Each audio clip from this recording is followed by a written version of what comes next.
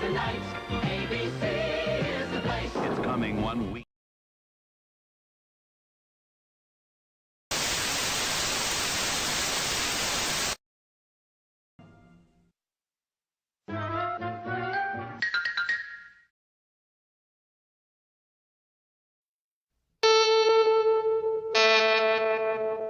CBS presents this program in color.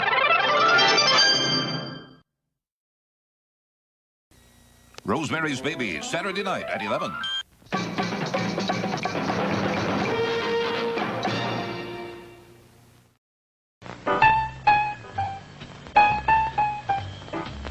Dear Great Pumpkin, I'm looking forward to your arrival on Halloween night. I hope you will bring me lots of presents. They're back. All the Little Peanuts characters in a happy Halloween special that's filled with delightful, heartwarming adventures from their wonderful cartoon world. It's the Great Pumpkin, Charlie Brown. George! And here's Linus to tell you more about it. On Halloween night, the Great Pumpkin rises out of his pumpkin patch and flies through the air with his bag of toys for all the children. While Linus waits for the Great Pumpkin, ghosts and goblins, witches and owls make the scene, with Charlie Brown and his Peanuts playmates off on a haunting spree that's filled with surprises. It's the Great Pumpkin, Charlie Brown, in color.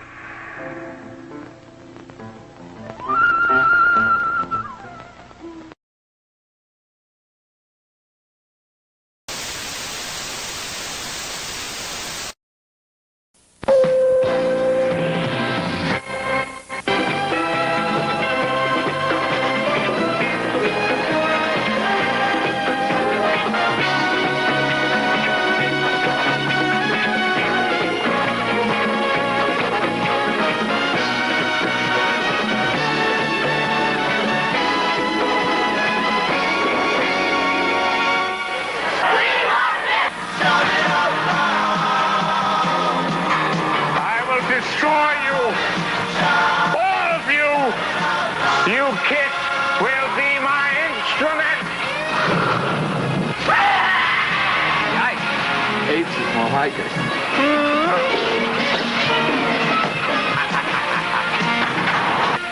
We've got to get out of here. I don't believe it! Yes, you can believe it. And now on NBC Saturday Night at the Movies, Kiss meets the Phantom. Gary Coleman and Steve Allen host a Halloween classic, The Legend of Sleepy Hollow. Has anyone in here actually ever seen a ghost? The local school teacher doesn't believe in ghosts until... It was a headless horseman. Did you see him? A world premiere Halloween, Friday on NBC.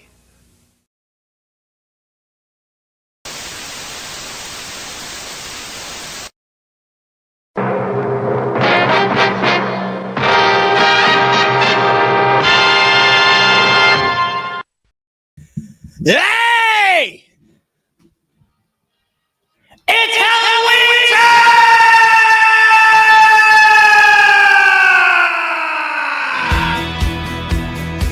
This ain't just a show. It's a time machine. Buckle up. Pop culture fans. You're about to blast back with jazz.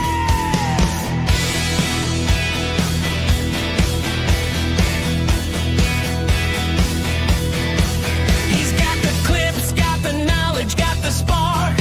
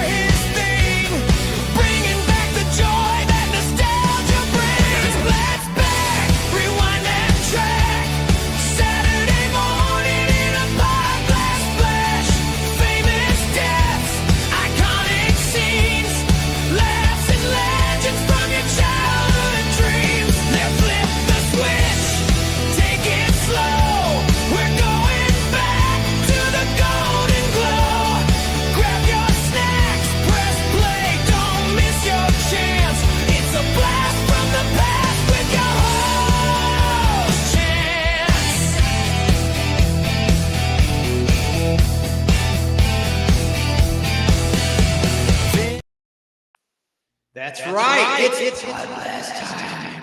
It's Halloween time specifically. How are you?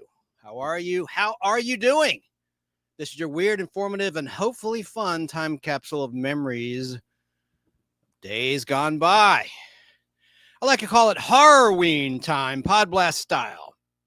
And this is going to be a fun, sense-shattering time capsule, as always.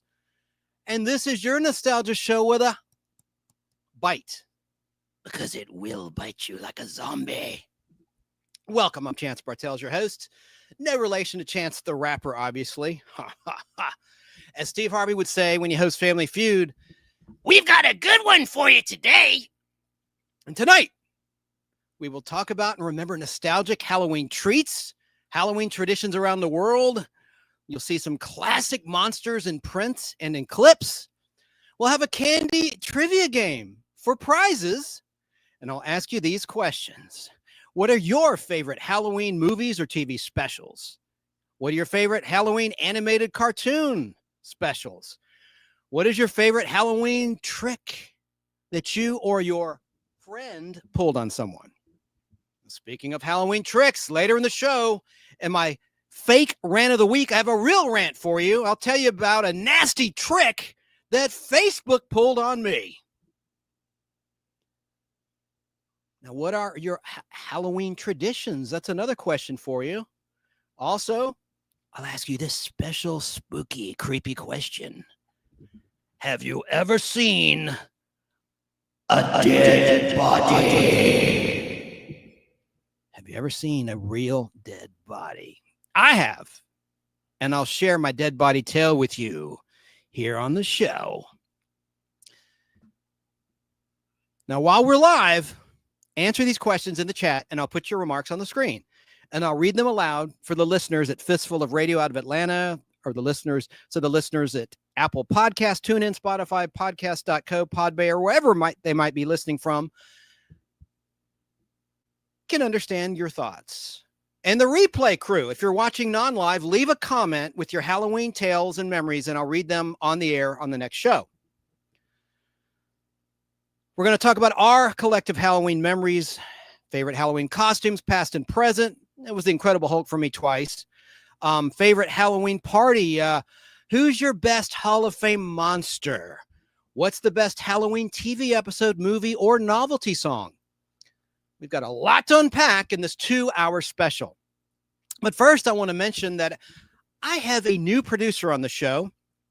And there's going to be a lot of changes that'll bring in a new demographic, a new audience to the Nostalgic Podblast, and I'm super excited about it. Going to show you some videos that we produced together. Her name is Natalie, and she directed and produced these little shorts. I'll show you one in just a moment. We're going to decrease the length of the show, her idea. As you can see, the camera angles are different, the lighting's better, and the set design is better. These are all things and ideas that she came up with, and I agree with those ideas. I want to show you a picture of her. This is when we were working on these ideas this week. And there she is. There's Natalie. Notice the wig and the shirt. Well, I'm going to show you a little short that we did right now, actually. Let's just look at this. And it's just a few seconds long. And then we'll get into the heart of the show. Here it is.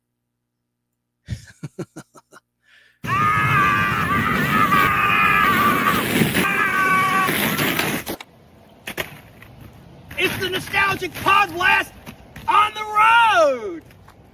Happy Halloween! That's right! Happy Halloween, everybody! A little early. Yeah, so you're going to see a lot of neat little videos like that in the coming weeks and months. Now, Mikey might be here. I don't know if Mikey's watching. I had a Facebook hack I'll talk about later. I sent him the link through Facebook. So, Mikey, you're welcome to join. So, Mikey may be here later. We'll see. But, yeah, nothing's happened to Mikey. We just had a little miscommunication. I lost contact with him because of this situation with Facebook. But anyway, the show's just going to get better and better. It's going to be awesome. So, what I want to do also is talk about something that I've not seen in other shows. I'm going to talk about the history of Halloween and Halloween around the world. Of course, Halloween is a celebration observed in many countries on October 31st, duh, and it's the eve of the Western Christian feast of All Hallows Day. It is the beginning of the observance of All Hallowtide, the time in the Christian year dedicated to remembering the dead, including saints, known as hallows, martyrs, and all of the faithful departed. In popular culture, Halloween has become a celebration of horror and is associated with the macabre and the supernatural. One theory holds that many Halloween traditions were influenced by Celtic harvest festivals, particularly in the Gaelic festival, Samhain, that we heard about in pop culture and Halloween 3, Season of the Witch.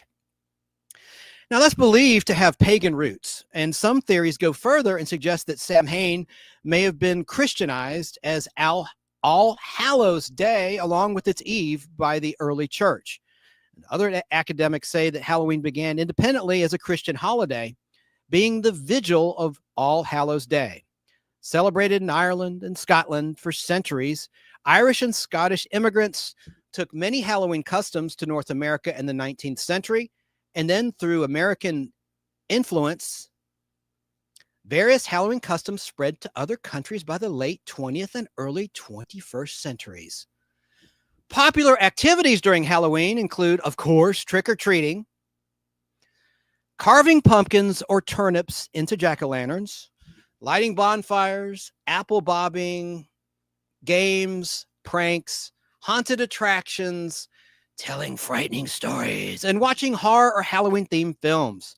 And some Christians practice the observance of All Hallows Eve, including attending church services and lighting candles on the graves of the dead, although it is a secular celebration for others. Some Christians historically abstained from meat on All Hallows Day. I keep wanting to say Al, like Al Hardy. On All Hallows Eve, a tradition reflected in the eating of certain vegetarian foods on this day, including apples, potato pancakes, and soul cakes. Now, what I like about Halloween is that almost everyone observes Halloween, be you Jewish, Christian, Muslim, Buddhist, Jedi, dove, hawk, straight, gay, atheist, or pacifist, etc., etc. The only group that I know of that don't observe Halloween is a small section of Christians who have a circus peanut up their butt about Halloween being evil. To that I say, lighten up, Francis. Now, let's talk about Halloween around the globe. Obviously, most of the audience, which is the Nostalgic Podblast audience, audience is Podblast and audience combined. A friend of the show, Danny Cochran's wife, came up with that. So, obviously, most of the audience is based in the United States, and in the U.S., it did not become a holiday until the 19th century. The transatlantic migration of nearly 2 million Irish following the Great Irish Famine from 1845 to 1849 brought the holiday to the United States. American librarian and author Ruth Edna Kelly wrote the first book-length history of the holiday in the U.S. It was called The Book of Halloween, published in 1919. Many theme parks stage Halloween events annually, such as Halloween Horror Nights. I've been there at Universal Studios Hollywood and Universal Studios Orlando. I've been to both, but I attended Halloween Horror Nights in Orlando. And of course, you have Mickey Mouse's Mickey's Halloween Party and Mickey's Not So Scary Halloween Party at Disneyland Resort and the Magic Kingdom in Orlando, respectively. Approximately 50,000 costume marchers parade up 6th Avenue in Salem, Massachusetts, the site of the Salem witch trials. And they celebrate Halloween throughout the month of October with tours, plays, concerts, and other activities. A number of venues in New York's lower Hudson Valley host various events to showcase a connection with Washington Irving's Legend of Sleepy Hollow. Now, I want to ask, what is your favorite theme park Halloween season event or attraction? Let me know in the chat or in the replay comments.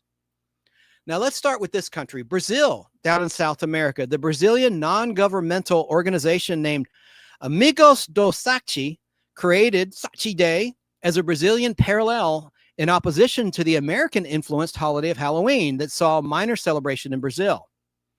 This is a mischievous, evil character in Brazilian folklore. It commenced and is commemorated on October 31st, the same day as Halloween, and is an official holiday in the state of Sao Paulo, despite official recognition in several other municipalities throughout the country. Few Brazilians actually celebrate it. Now, in terms of the Dominican Republic, in the Dominican Republic, it's been gaining popularity largely due to many Dominicans living in the United States and then bringing the custom to the island. In the larger cities of Santiago or Santo Domingo, it's become more common to see children trick-or-treating, but in smaller towns and villages, it is almost entirely absent, partly due to religious opposition. Tourist areas such as Sosa and Punta Cana feature many venues with Halloween celebrations predominantly geared towards adults. Now, down in Mexico, Mexican tomb on the Day of the Dead adorned the holiday's traditional flower and Halloween ghost balloon at the historic cemetery in San Luis Potosi City, observed in Mexico and Mexican communities abroad. So, Day of the Dead, in Spanish, it's Dia de Muertos. Our celebrations arose from the Aztec traditions with the Christian Hallowtide of the Spanish colonizers. Flower decorations, altars, and candies are part of the holiday season. The holiday is distinct from Halloween in its origins and observances, but the two have become associated because of cross-border connections between Mexico and the United States through pop culture and migration, as the two celebrations occur at the same time of the year and may involve similar imagery, such as skeletons. In China, over in China, the Chinese celebrate the Hungry Ghost Festival in mid-July, when it is customary to float river lanterns to remember those that have died. By contrast, Halloween is often called All Saints Festival, or less commonly All Saints Eve, or Eve of All Saints Day, stemming from the term All Hallows Eve.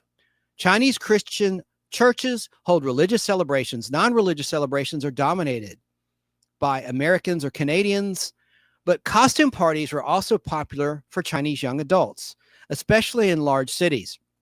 Hong Kong Disneyland and Ocean Park have a Halloween bash, and they host Halloween shows. Now, mainland China has been less influenced by Anglo traditions than Hong Kong, and Halloween is generally considered, quote-unquote, foreign. As Halloween has become more popular globally, it has also become more popular in China, however, particularly amongst children attending private or international schools with many foreign teachers from North America. In Hong Kong, traditional door-to-door trick-or-treating is not commonly practiced in Hong Kong due to the vast majority of Hong Kong residents living in high-rise apartment blocks. However, in many buildings catering to Halloween, there are parties and limited trick-or-treating is arranged by management. Instances of street-level trick-or-treating in Hong Kong occur in ultra-exclusive gated housing communities such as the Beverly Hills, populated by Hong Kong's super rich, in the nice areas like Discovery Bay and Red Hill Peninsula. For the general public, there are events in the Avenue of the Stars that try to mimic the celebration of Halloween. In Japan, Halloween arrived in Japan mainly as a result of American pop culture. As late as 2009, it was celebrated mainly by expats.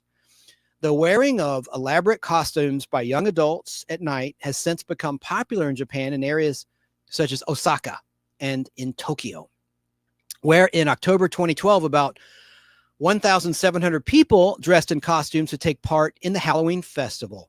Celebrations have become popular with young adults as a costume party and club event. Trick-or-treating for Japanese children has taken hold in some areas.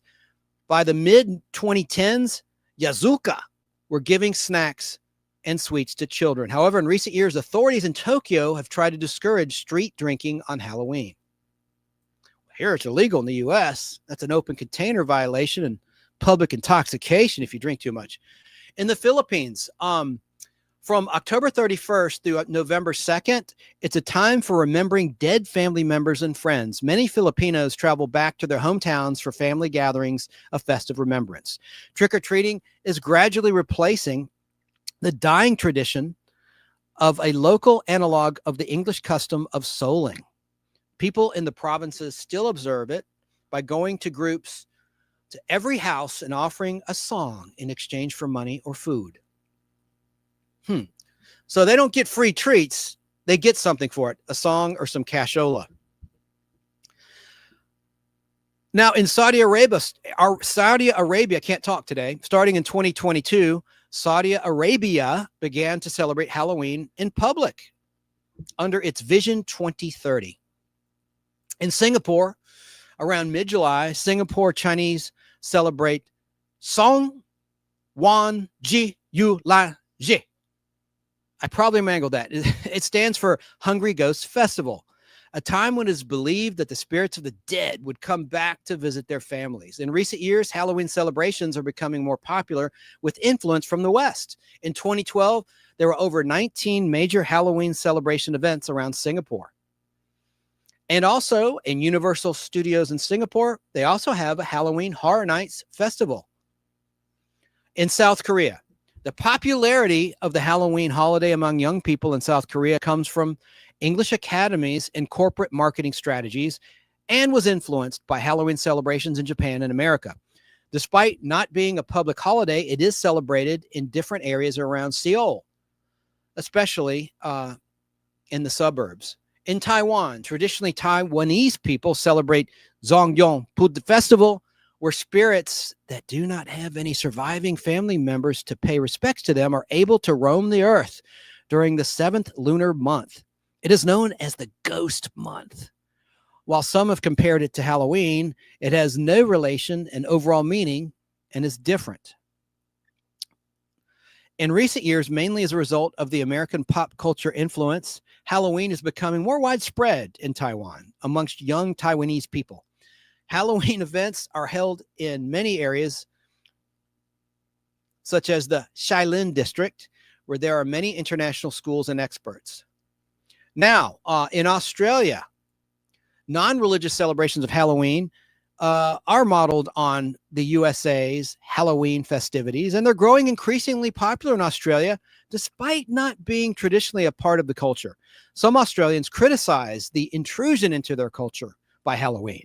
Many dislike the commercialization and American pop culture influence. And some supporters of the event place it alongside other cultural traditions such as St. Patrick's Day. In New Zealand, Halloween first gained traction in New Zealand back in the 1990s. And every year, it is one of the first countries in the world to celebrate Halloween due to its proximity to the international date line. Although Halloween is not celebrated to the same extent as it is in the USA and in Canada, it is still a significant event, mainly celebrated in urban areas. And trick-or-treat has become increasingly popular with minors in New Zealand, despite being not a British or Kiwi event and the influence of American globalization. One criticism of Halloween in New Zealand is that it is overly commercialized. So over in Europe, let's start with France. And I'm almost done with Halloween celebrations around the world. And we'll get on to some topics like favorite candies, the top ranked candies by state in the USA. And we're going to have our trivia game later in the show. And we're going to talk about Halloween TV specials. But before that, let's talk about what goes on in France. Halloween was introduced to most of France in the 1990s. Can you believe that? They didn't celebrate France until the 1990s. That surprises me. In Brittany, Halloween had been celebrated for centuries and is known as Kélan Golfif, Night of the Spirits. During this time, it is believed that the spirits of the dead returned to the world of the living, led by Ankau, the collector of souls. Now in Germany, Halloween was not generally observed in Germany prior to the 1990s, but has been increasing in popularity. I love Oktoberfest, by the way, but that's beside the point in Germany. That's a lot of fun. Halloween's been associated with the influence. Well, wait a minute. In Germany, their version of Halloween has been associated, obviously, with the influence of United States culture. And trick or treating has been occurring in various German cities, especially in areas such as the Dahlem neighborhood in Berlin, which is part of the American zone during the Cold War. Today, Halloween in Germany brings in 200 million euros a year through multiple industries. Halloween is celebrated by both children and adults alike. And adults celebrate it, Halloween, at themed costume parties and clubs, while children go trick-or-treating like we do in the USA. Complaints of vandalism associated with Halloween tricks are increasing, particularly from many elderly Germans unfamiliar with trick-or-treating. Isn't that weird? The adults are doing the damage. That's pretty effed up. Now, in Greece, Halloween is not celebrated widely, and it is a working day with little public interest. Since the early 2000s, that's pretty much when it began over there. Recently, it has somewhat increased in popularity as both a secular celebration, although Carnival is vastly more popular among Greeks. For very few, Halloween is considered the fourth most popular festival in the country after Christmas, Easter, and Carnival. Retail businesses, bars, nightclubs, and certain theme parks might organize Halloween parties in Greece. The boost in popularity has been attributed to the influence of Western consumerism. And since it is a working day, wait a minute, people actually work in Greece?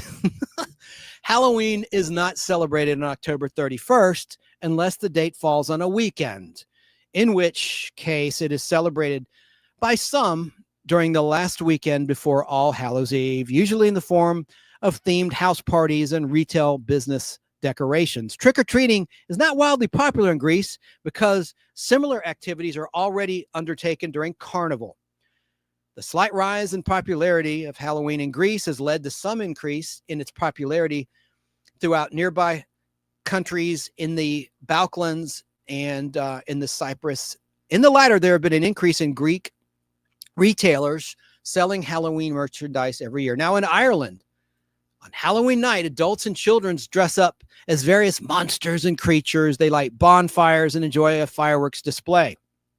Derry in Northern Ireland is home to some of the largest organized Halloween celebrations on the island there, in the British Isles. In the form of a street carnival and fireworks display, games are often played, such as bobbing for apples, in which apples, peanuts, and other nuts and fruits, and some small coins are placed in a basin of water. Everyone takes turns catching as many items as possible using only their mouths. Another common game involves the hands-free eating of an apple hung on a string attached to the ceiling. Okay, but October 31st over in Ireland is the busiest day of the year for emergency services. Bangers and fireworks are illegal in the Republic of Ireland. However, they're commonly smuggled in from Northern Ireland where they are legal. And bonfires are frequently built around Halloween. Trick-or-treating is popular amongst children on October 31st, and Halloween parties and events are commonplace. So over in Italy, in Europe, All Saints' Day is a public holiday. On November 2nd, All Souls' Day, families remember loved ones who have died. All Souls' Days is the same as All Saints' Days in Italy. These are still the main holidays over there. In some Italian tradition, children would awake on the morning of All Saints or All Souls to find small gifts from their deceased ancestors. Isn't that interesting? I did not know that. Halloween is, however, gaining in popularity in Italy and involves costume parties for young adults. The traditions to carve pumpkins in a skull figure, lighting candles inside, or to beg for small gifts for the dead, sweets or nuts, also belong in North Italy. That's part of the customs in Northern Italy. Okay, now in Poland, since the fall of communism in 1989, Halloween has become more and more popular over there. Particularly, it is celebrated among younger people. The influx of Western tourists throughout the 1990s introduced the costume party aspect of Halloween celebrations, particularly in clubs and at private house parties. Door-to-door trick-or-treating is not common in Poland. Pumpkin carving is becoming more evident following a strong North American version of the tradition. And Poland is the biggest pumpkin producer in the European Union. Speaking of pumpkins, and I'll get your comments in a moment, Chad. I'm not trying to ignore you. I want to show you a picture of some pumpkins here. Let's put these on the screen. Oh, there's Natalie again. I took this picture yesterday at a Publix grocery store. I thought that was a pretty nice little harvest of pumpkins for purchase. As I take a sip of coffee. Yeah, I like that. I'll leave that up for a minute. And then we're going to talk about monsters in a little bit. Oh my gosh, I have 47 comments. Hopefully not all from the same person, but if it was the same person, thank you. I appreciate your passion for the Podblast. That's great. Okay, in Romania, Romanians observe the Feast of St. Andrew, patron saint of Romania, on November 30th. On St. Andrew's Eve, ghosts are said to be about. A number of customs related in other places connected to Halloween are associated with this night. However, with the popularity of Dracula and vampires in Western Europe, around Halloween, the Romanian tourist industry promotes trips to locations connected to the historical Vlad Tepes. That's Vladtepes. Vlad Tepes. That's probably how it's pronounced. And the more fanciful Dracula of Bram Stoker. One of the most successful Halloween parties in Transylvania takes place in the Citadel where Vlad the Impaler was born. This party includes magical shows from magicians, a ballet show, and the ritual killing of a living dead. The biggest Halloween party in Transylvania takes place at Bran Castle, otherwise known as Dracula's Castle from Transylvania. That's a tongue twister. Both the Catholic and the Orthodox churches in Romania discourage Halloween celebrations, advising their parishioners to focus rather on the Day of the Dead on November 1st, when special religious observances are held for the souls of the deceased. Opposition by religious and national groups, including calls to ban costumes and decorations in schools in 2015, have been met with criticism. Halloween parties are popular in bars and nightclubs in Romania.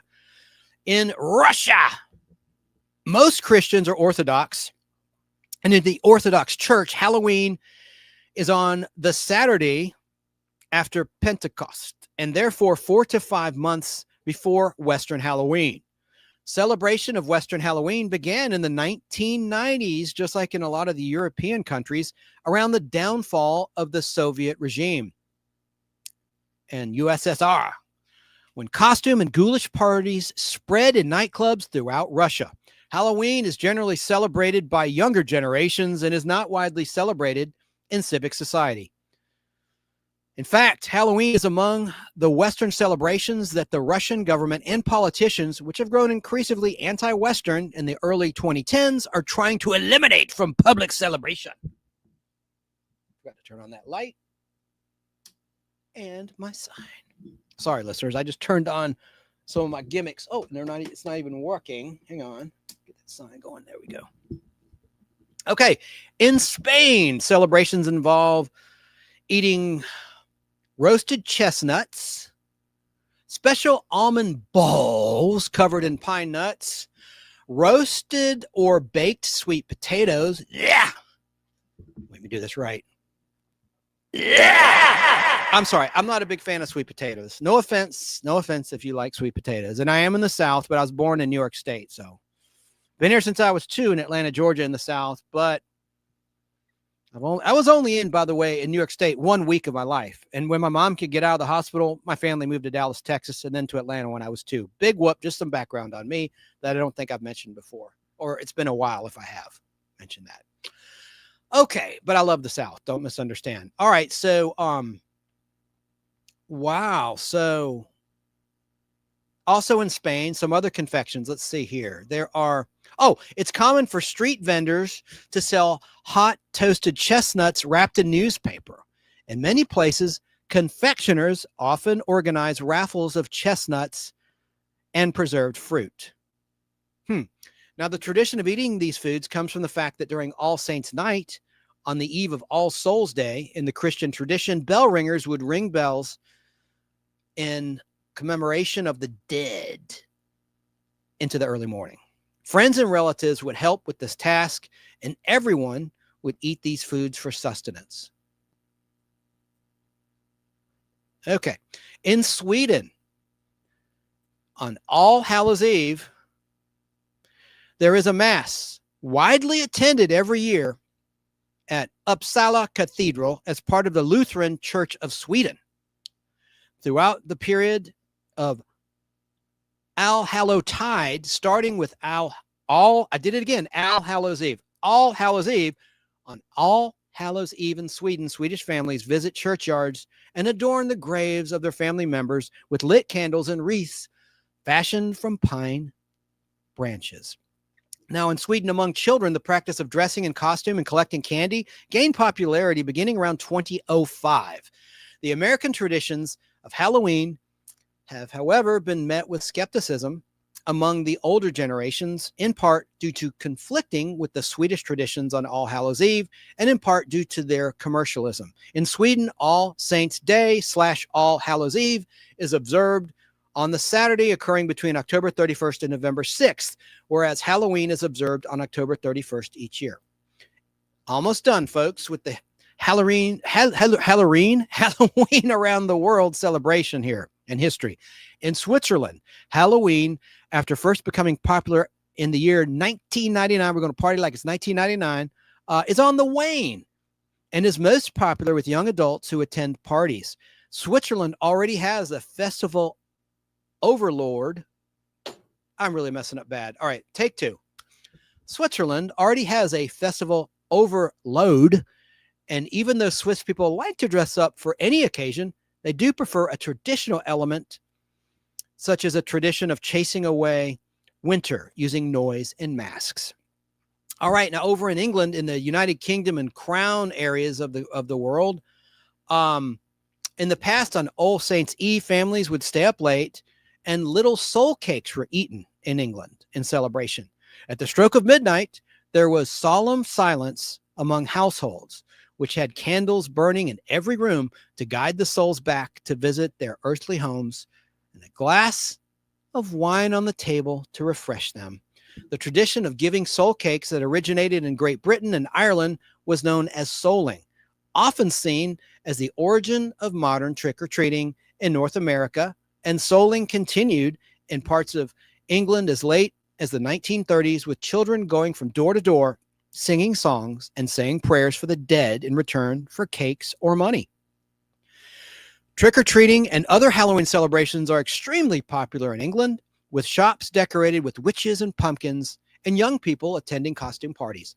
Now, in Scotland, the name Halloween is first attested to the 16th century as a Scottish shortening of the fuller All Hallow Even. That is the night before All Hallows Day. Now, poet John Mayne's poem from the year 1780 AD made note of pranks at Halloween. Okay, and let's see here. In Mayne's composition, he portrayed some of the customs in his poem titled Halloween from 1785. According to Burns, Halloween is, quote, thought to be a night when witches, devils, and other mischief-making beings are all abroad on their baneful midnight errands. Among the earliest record of Halloween in Scotland is in 1895, where masqueraders in disguise carrying lanterns made of scooped out turnips would visit homes to be rewarded with cakes, fruit, and money. If children approached the door of a Scottish house, they were given offerings of food. The children's practice of guising, going from door to door in costume for food or coins, is a traditional Halloween custom over there in Scotland.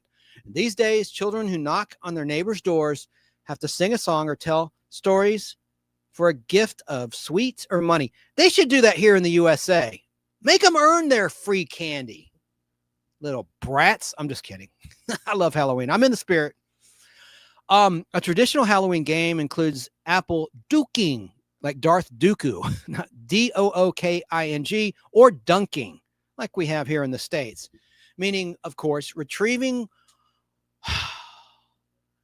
one from a bucket of water using only one's mouth and attempting to eat while blindfolded a jam-coated scone hanging on a piece of string. Not an apple, a scone. Traditional customs and lore include divination practices, ways of trying to predict the future. A traditional Scottish form of this practice of predicting the future and one's future spouse is to carve an apple in one long strip and then toss the peel over one's shoulder, and the peel is believed to land in the shape of the first letter of the future spouse's name. Isn't that cool? I did not know that. Okay. All right. And then also in the Isle of Man, Halloween is a popular traditional occasion on the Isle of Man, where it is known as Hop Tuna. In St. Helena, Halloween is actively celebrated much along the American model, featuring ghosts, devils, witches, and the like. Imitation pumpkins are used instead of real ones, though, as the pumpkin harvesting season in St. Helena's hemisphere is not near Halloween. Trick-or-treating is widespread, and party venues provide entertainment for adults. I forgot to light my thing hand. I have a thing hand behind me for the viewers from the Addams family. And by the way, might as well tease this. On Halloween Day, I'm going to drop with my new producer an Addams family video about the history of the Addams family, and we're going to cover everything. It'll probably be about 45 minutes in length. It'll be pre-recorded, but I'm going to drop it as a live premiere, and I will be in the chat. So we can comment with each other, anyone that decides to tune in. It's going to be a lot of fun. My new producer has excellent video and ideas. She's been working hard on this. I think you're going to like it. Okay, but St. Helena. So to wrap up about St. Helena's Halloween celebration, trick-or-treating is widespread there, and party venues provide entertainment for adults. Now, if Mikey were here, I'd ask him about Canadian Halloween traditions. We have a miscommunication. So let me now stop, because that concludes my history of Halloween around the world. And let me now acknowledge the chat and put your comments on the screen, and then we'll move on to another topic. So what I like to do is do this old school, like romper room. So let's do that right now. You have a good day today, friends. Yeah. I did. I had a Superman day. You had a Superman day? Well, I'm glad to hear that. Spider-Man day. Good, I'm glad to hear that. Well, you know what? Wait! You know what time it is? It's time for me to see the friends at home in the magic mirror. Romper bumper, stomper boo, tell me, do. Magic mirror, tell me today, did all my friends have fun at play? All my friends had fun today. I see David's having a special day today, and Olivia Joy had a special day on Sunday, and I see Robin had a special day yesterday, and Dana's having a special day today, and so is Reginald and Edward John and Margaret, and I see Justin and Megan and Courtney and Brick and Mark and Rachel and Sheila and Caroline are all having special days, and Cicely and Ashley and Matthew and Jose, and I see Bonnie and Anthony and Joe had special days yesterday, and so did Tammy and Brandon and Gregory, and of course, friends, you know I see you, and I'll see you again. Let me just check my audio. Sometimes when I play that clip, it defaults. Okay, it did not. Well, I want to say hey to everybody audibly for the listeners, because I put most of the comments on the screen. Let me start over really quickly. Hey to Mikey. There's Mikey, Chatty Blogger MS. If you're still there, I sent you the link. You're welcome to join. I wanted to cover the history of Halloween first before you came on, but you're welcome to co-host as usual, Mikey. So check your Facebook private messages, because I sent you the link there. Or leave a comment. If you are watching, leave a comment, and I'll put the link temporarily in the chat, and then I'll delete it once you come on aboard. So you're welcome, Mikey, to come in. I want to know about Halloween in Canada. So I was busy with my producer behind the scenes when you were texting me, so I didn't get back to you right away. We have a call coming in. Let's see here. Let's see who this could be. I'll get back to the chat.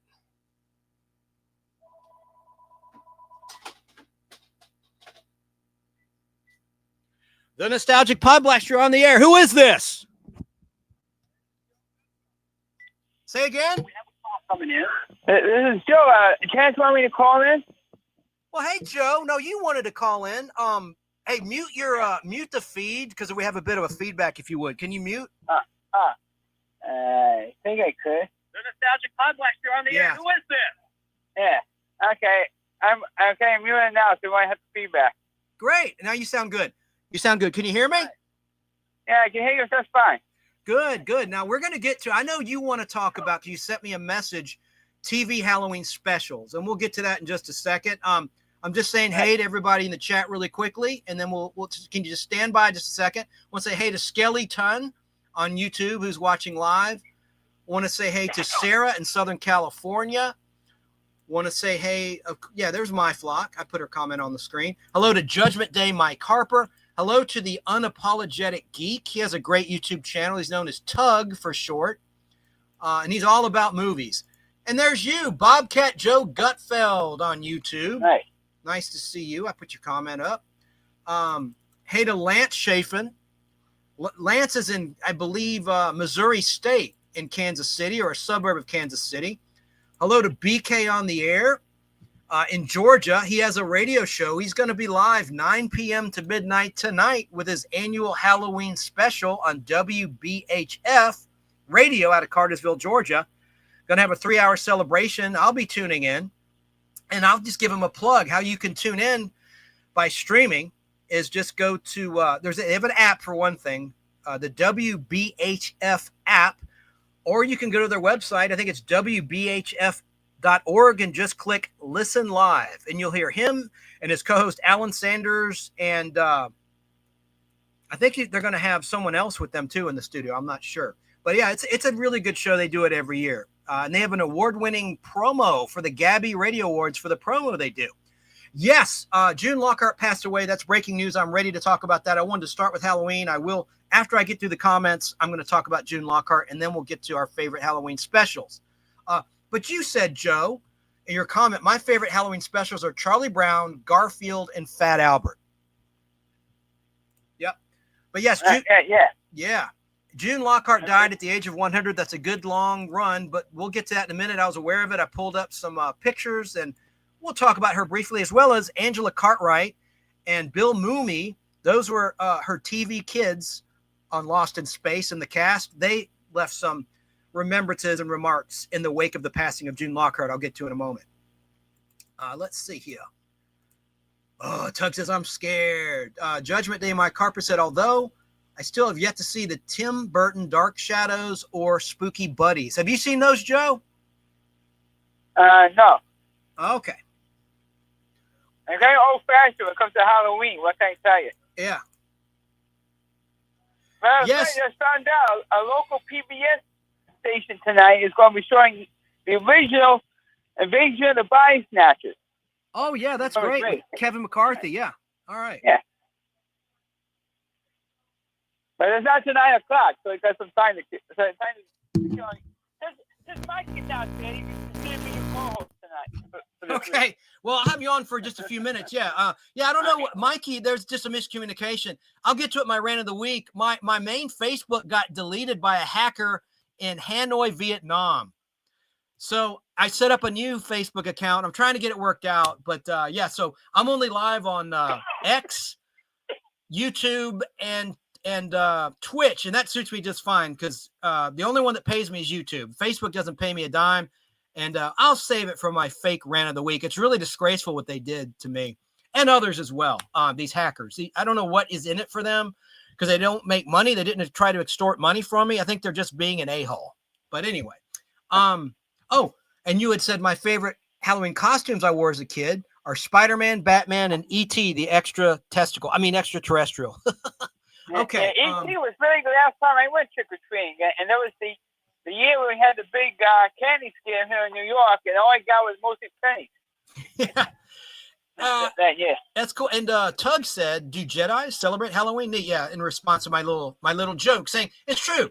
Halloween is a holiday that everyone can celebrate, whether they're religious or not, doesn't matter about their religion or, and that's what I like about it. It's unifying. It's great. All right. Including Jedis, which I jokingly put in the mix there. Now, yeah, I mentioned that Judgment Day, Mike Harper. In Mexico, Halloween is called Day of the Dead. And hey to Keebler. Yeah, she's one of my power mods along with My Flock is Everywhere. And Brainbender's Banter, who is AWOL as usual. Oh, check it out. You said here in New York City, we have the Greenwich Village Parade. Yeah, I'm aware of that. That's cool. Tell, why don't you speak to that a little bit? What goes on there? Do they hand out candy to the kids or what? No, it's just people line up on Spring Street in downtown Manhattan at the edge of the Greenwich Village section of Manhattan, and they walk all the way up to 623rd Street in Manhattan. I only went there like once, and it's crazy. It's crazy. Wow. My father was actually a student at NYU and New York University in the early days of the parade, and one of his classmates comes in wearing nothing but a trench coat, and they go, "Oh, you're going to the parade after class?" He goes, "Yes, I am." And he says, "What are you going to be dressed as?" And she opens up the trench coat, and she goes, "Lady Godiva." And all she was wearing was one of those see-through bodysuits. And she goes, my boyfriend ran a horse, and we're going to go to Washington Square. In those days, we went to Washington Square Park. Great. Now it's so big. It's now. It's big streets, so I think it's pretty good now. Got some feedback. Go ahead. I'm listening. Like I said, I only went to the parade like once. Matter of fact, this year's like the anniversary, the exact anniversary of when we went. And one more thing, Dan, if you're any Boston Red Sox fans out there, what I think, happy Bill Buckner Day. Because today is the 39th anniversary of the Bill Buckner game. So in the World Series. So I can't believe it's for 39 years away for that. But like I said, my favorite, get to the Halloween specials. This week I've been watching on YouTube people who picked the favorite Halloween shows. Not one has picked the Fat Albert Show. I don't know why. I know it's because of the whole Bill Cosby thing. I have no idea. But it's interesting to see that nobody's picked the Fat Albert special. Halloween special. It might be because of the backlash against Bill Cosby. Yeah, that's what I think so too. Even back in the early 90s, when the Cosby Show was still on the air, no one's picked that show then either. So, I see. So I don't know why, but the Goyster Show, which I mentioned in the chat, the Goyster, if you go on the Charlie Brown, the Peanuts is not on YouTube, but the Goyster Show and the Fat Albert Show are on YouTube. And if you go on YouTube and you look for the Goyster Show, you actually hear Lorenzo Music, who was the voice of Goyster, say the F word twice. Wow. In that special. Oh, wow. And it was a scene like towards the end of the show when Goyster and Odie they go to this old house and they see this old guy that scares him in the chair and they running around in a circle and you hear Goyster say F, I'm not going to say the whole word, and it said F it. And then a second time, he said it a second time when the ghosts come in, towards the end of the show. But I saw the Goyster Halloween and the Fat Albert shows are right up there with Peanuts. In my opinion, with the Peanut Show. Wait, back up. Let me stop. Peanuts. Peanuts, not Penis, to be clear. I know what you meant. I have a speaking fast. I know. It sounded like you said penis. I know you didn't, but, for the listeners, I want to be clear. Yeah, I do have a habit of speaking fast. You're fine. In case you have other callers or something. You're fine. Hey, I want to acknowledge something you said in the chat. I have it on the screen for some time. Beware of razor blades. I've always wondered. I never encountered that, thank God. But I remember that scene in Halloween, or was it Halloween 2? I think it's Halloween 2 in the hospital where some poor kid comes in that bit into an apple with a razor blade in it. What kind of a sicko would do that to a kid? Anyone in the chat, have you encountered that? Have you encountered some sort of tainted candy or a razor blade? God forbid. That is just disgusting. Yeah. Well, like I mentioned earlier, the last year I went trick-or-treating was the year we had the big candy scare, and we had, razor blades and like Hershey bars, and you had like pins and Hershey Kisses. And the Hershey Kisses are candy. And so those last year I went because I'm Jewish, and the next 2 years I had to prepare for my bar mitzvah, so I couldn't go trick or treating. But there was last time when I got dressed up as E.T. It was my last costume I had. And looking through the mask of that costume was a nightmare. for the ET costume back then. Boy, we're having some audio problems. I'm sorry. I don't know if you can hear. You probably can't hear that, but anyway, it's fine now. Yeah, it's fine. But I always liked Halloween. It's always my favorite. But I live in a co-op in Queens, New York, and it's so organized now, and I don't even bother with it anymore. Because the kids don't even come up anymore to go knock on the doors. Like when I was a kid, I knocked on every door in my building. Yeah. When did you stop trick or treating? And chat, when did you stop trick or treating? How old were you? I was 11. Yeah. That's about. I quit when I was 12. That was when I stopped. Yeah. Yep. Yeah, but my sister ended when she was younger. Oh wow. Than that, because she got tired of going. That's what it was. All right. Well, Tug said I'm a Southerner, but I also think sweet potatoes are gross. Yeah, that's Eric, the Unapologetic Geek YouTube channel. He's in St. Louis, Missouri area in the suburbs there. He also said Happy Halloween, and he says Unapologetic Geek also said I've left dookies as a trick, not a treat. Al is here. Says where's Natalie? She's behind the scenes, but she might make an appearance. But you should see her in our Addams Family retrospective special, which will drop on Halloween Day, October 31st, as a live premiere. And she'll make an appearance there, but she prefers to be behind the scenes. And you never know. She might turn up tonight if she feels like it. Let's see. The Unapologetic Geek says we're still looking at pumpkins. And Low Tech Sathu 99 says, hi, everyone. Natalie here. Natalie, there's Natalie. Hello, Natalie. Okay, so let's see. We've got so much stuff for the show. It's going to make the show so much better. I'm trying to keep this to 2 hours. I've almost gone an hour, so I better watch my time. Make this quick, but I feel they should make the live action shows that they had a Halloween themed episode.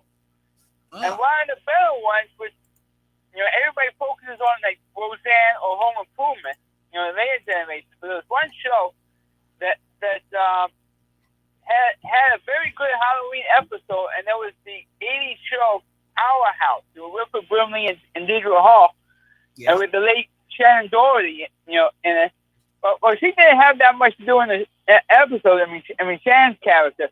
But there's one scene that sticks out, and that was when Wilford Brimley takes the youngest granddaughter to go around trick or treating. Instead of going around the neighborhood, she went to the the local mall. And so Gus, the Wilford Brimley character, says to her, "How come you're going here? So I'm going to take you around the neighborhood, it's not a problem." And she says, "Well, my teacher says this is safer." Cool. So she goes to a store in the mall, and then she says to Gus, the Wilford Brimley character, says, before we pick up Chris and David, the Shannon Doherty and Karen Allen, who played the two siblings, I have one more stop to make. But what's that? The emergency room. So we go to the emergency room in the local hospital, and they X-ray the Halloween candy. Wow. And it was the first Halloween-themed episode of any television show that addresses, because this is only like 4 years removed from the big candy scare in 1982. So they're like, the hospitals at that time were offering free services to X-ray Halloween candy. I know if hospitals do that, still do that today, but back in the 80s, they certainly did. And I thought it was, really a great episode, and tends to overlook because they go for more spookier things shows, like with Home Improvement or Roseanne. Okay. I wasn't a big Roseanne fan, but I always like the Home Improvement Halloween shows. All right, cool. Let's hang on. Hold that. I need to acknowledge some comments here. Tug also said, the Unapologetic Geek YouTube channel, my favorite costumes were when my son was a baby. We dressed him up as Batman. More like Batmite, right? That was the cartoon. Remember Batmite from the Batman 1968 cartoon? Yeah. While I was dressed as Riddler, and my wife was Poison Ivy. And to Natalie, the Unapologetic Geek says, Natalie, you've done an awesome job cleaning up Chance's stream. Excellent work. Al says, put Natalie on camera. She doesn't want to be on camera right now. Maybe she'll pop in later tonight. She has the link, and I sent you the link, Al, if you want to come on. and I emailed it to you, sir, if you're still out there. But look, just for you, I'll show you her picture again, and I'm going to show you a video that we did. We have a couple of videos to share that we did this week on location, but let me just show you her picture again. I don't know if you've seen what Natalie, my new producer, looks like Al Hardy of Al's Place YouTube channel, but here she is wearing my cowboy hat. And you see the wig? There's my wig, and there's my shirt. My shirt that I wore for the little short that we shot. That's a tongue twister. But there she is. She's just a little sweet. And I want to show this. I hope I have authorization to show this. She's into Harry Potter, at least when she was younger. So kind of cute. And there she is years ago with the little jack-o'-lantern. So there's a little glimpse of Natalie. My new producer extraordinaire. Okay, so now let's get back to the topic of Halloween. For our run out of time, my task is to shorten the show. No more 4-hour shows, no more 5-hour shows, none of that. And I have a lot of clips I want to show as well later on. So hang on, Joe. A couple more comments. Oh, low tech. Oh, that's Natalie. Thank you to Al. I'm trying out some new things here. I promise. Oh, she said that to the Unapologetic Geek, of course. Thank you, Tug. Trying out some new things here. I promise. There are more coming up. Yeah, we're going to grow the audience. We want to appeal, I don't think I mentioned this yet, to a younger demographic because she's a millennial, right? So she's in her 30s. I'm not going to say her exact age because it's improper to say a lady's age, but she's in her early 30s. So she's going to bring something new to the Podblast and make it less crusty. I'm joking. An introspective gentleman's in the house says, yo, yo, yo, Chance and friends. So that's cool. Yes, and one of my mods put up a link to Natalie's YouTube channel, so you can subscribe to her channel. The link is in the chat, those that are watching live on YouTube. Low tech. Oh, yeah, you can phone in tonight if you want. I mean, the phone number, Keebler, would you put the phone number in the chat? I'll put it on the screen. I mean, you should know it, producer, but it's 770-438-1050. I'm going to cut Joe loose in a minute, but Joe, you can call back later. Yeah. I'm not going to hang up just yet. There are other people calling in if they want to call in. Yeah, I want to free up the line, but here's the thing. I can also put the link in the chat if I know somebody. Okay, so I don't know if Natalie's going to phone in or not. It's up to her. Huh? What? I said signing off the phone for now. Okay, Joe, thanks for calling, buddy. All right, no problem. Happy Halloween. Bye. That's Joe. So, let me get to it. Now, we got to get to our trivia. I know that Joe loves trivia. And let me see here. I got a couple of messages, viewer messages I got to catch up on. Okay. You can delete that that link. She doesn't really want people to follow her channel. I just got a message from the producer. Keebler, if you would delete that. I know you meant well, but please delete that from the chat. All right. So let's see here. She's directing me here. She's a director, producer, and she did my wardrobe for the video. So here's the video. In case you tuned in late, this is just 15 seconds long. I teased it. So let me show that. Then I'll get back to the comments and get back to the topics at hand. Here is a little video we shot this week. Here we go. 16 seconds long. I showed it before, but for those that didn't see it.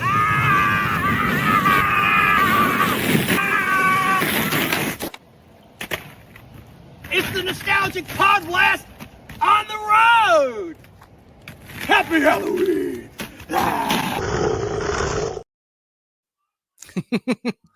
Yeah. I'm so excited. Wait, we've had some pre-show meetings and meetings all week about new topics. It's going to be a much better show. Hey, Tracy's in the house. Tracy's Fractured History and More down in Florida is here. Nice. I like how clean it looks, but I made a mistake. When I went live, StreamYard defaulted to not full HD 1080. I wish I had 4K.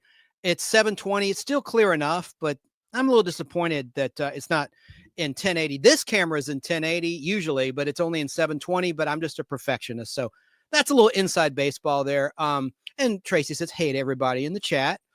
And Tug saying hi to Tracy. Tracy saying it's nice to see everyone in the chat. And Keebler said that's just an excuse parents say so they can get all the good candy first. And then Tracy said to Joe Gutfeld, my caller, oi, bar mitzvah.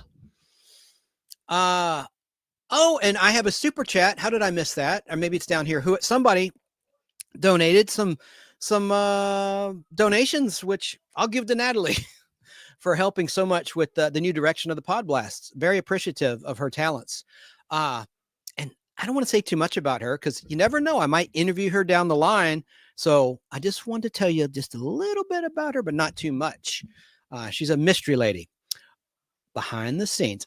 Introspective Gentleman said, I never encountered tainted or poison candy. Thank God. Hopefully that's just in the movies, but people are copycats, right? I don't think people should put that. I don't think writers should put that in TV shows or movies because it gives sickos bad ideas. This is a terrible thing to do to kids. I think a lot of that stuff was fear mongering. Yeah, probably so.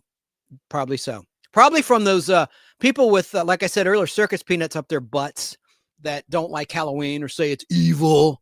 Total like killjoys of people that thumb their nose up and discourage kids from celebrating Halloween. How would you like to grow up in that household? Maybe some of you did. Let me know in the chat. Okay, Introspective Gentleman said, I was 16 when I stopped trick-or-treating. I tried to be a kid as long as possible. Hey, like a Toys R Us kid, right? I don't want to grow up. I'm a Toys R Us kid. I'm off key today. All right. Now Tug says, I think I stopped at 12 as well as I did. And my son quit at 14. Very cool. Very cool, Tug. We have that in common. And Tracy said, Natalie, nice to meet you. Natalie said back, nice to meet you too, Tracy. Tracy's a sweetheart, Natalie. Keebler said, she's one of my power mods again. Natalie is awesome. I just have one beef. Teach Chance to acknowledge chat better. Well, I'm reading my script. Just so you know, I write this show and I look at articles. I do a lot of research. So I can't see the chat and my script at the same time. I'm going to have another monitor. Actually, I have a monitor here that I'll start using and we'll improve that. That's on the list of many improvements down the line that my producer and I have come up with. Now, Keebler put the phone number up. It's on the screen. If you want to call in with your Halloween memories, if you're not shy, I can put you on the camera too, especially if I know you. But no, you got to show your face. That's my only rule. If you want to come on the show on camera, I'll go ahead and put the link in the chat right now. I wish Mikey had seen my message because I wanted Mikey to be here. I really did. After I finished my history of Halloween around the world, I'm putting the link in the chat right now for Mikey and for anyone that I know that's a regular viewer or listener of the Podblast that wants to come on. Come on up and let's talk Halloween or call in 770-438-1050 to talk to me on the show. Oh, yes. And Tug, hey, I appreciate the words of encouragement. It says getting off Facebook and on Twitch is a step in the right direction if you want younger watchers. Exactly. But there are people like Mr. Von Seidel out of Ohio and Omar that watch exclusively on Facebook and many others. Joe Gutfeld made the transition, thankfully, to YouTube, but he used to watch just on Facebook. So I hope more people will come on over. I did set up another Facebook account just so I can look for auditions because I also do acting work on the side. And so I need to have access to Facebook for that. And that's pretty much what I'm doing. I haven't tried to like refriend everybody. If they want to find me, I'll accept their request. But, you know, guess what? I can't go live on Facebook for 60 days. Actually, I think 57 days now. I did some homework and Facebook has that policy in place. And I'm on TikTok. I joined TikTok, but I can't go live there until I accumulate a certain amount of followers. I think it's 300. Used to be 1,000. And Al Hardy told me he thinks it's 300. I'll look that up too. So I'm going to get live on TikTok, which I think will bring in younger folks as well. Keebler said, I didn't post her channel. Okay. I'm sorry. I thought I saw that. So, okay, cool. We want to keep our producer happy. Okay. Oh, thanks, Tug. He donated to the channel. Props to Natalie for a nice new look. Yes, I agree. Thank you, Tug. That's very generous of you. I appreciate that very much. Okay, Natalie, all is well. Keebler posted Mikey's channel, which I'm very grateful to do that you did that. Someone, can you reach out and leave a comment for Mikey? I would like him to come on today. I don't want him to feel ostracized because unfortunately, when my YouTube account was deleted, a lot of people wrote me. They thought I blocked them because it looks like I blocked them. No way. I don't play that game. I don't block people. I think that's lame. I did not block anyone. So good, Keebler. You had the common sense to not share that out. I'm grateful. Okay, Tracy also donated $5. Thank you. She said, love you, dude. Thank you, Tracy. It really makes me feel good when people make a donation to the channel, because I do work hard on it, big or small. I'm very grateful for your contribution. Thank you. So take a sip of coffee. Yeah, I've been working so hard this. You know what? I'm not a big drinker. Do you go to Halloween parties? Do you consume some adult beverages? I have not had a beer or wine or any alcoholic beverage in probably almost 2 weeks. And I like the way I feel. I've been working out, eating better, losing weight. I feel great. But let's get back to Halloween. No one cares about that. Doug says, wait, you can put circus peanuts up your butt? No, I don't know from experience, my friend. I'm just saying it's just a little analogy to people that are overly religious that talk down about Halloween. Let me check my messages here. Okay, I don't have any messages from my producer directing me. Yeah, okay. So, yeah, we're good. We're good. Now, there's the YouTube link. It is in the chat. And Keebler said, my moderator, one of the three, it's a live, not recording. I've been getting on him for over a year about chat. They leave if you leave them too long. Yeah, it's TOO, not TO long, but not to be a little grammatical weasel. I'm not trying to be like a little, he had bad grammar there, but it's TWO for the number 2, TOO for 2 as in also, and then TO as in destination. Let's go to the store. TO. Anyway. Oh yeah, I'm gonna make Natalie a moderator right now.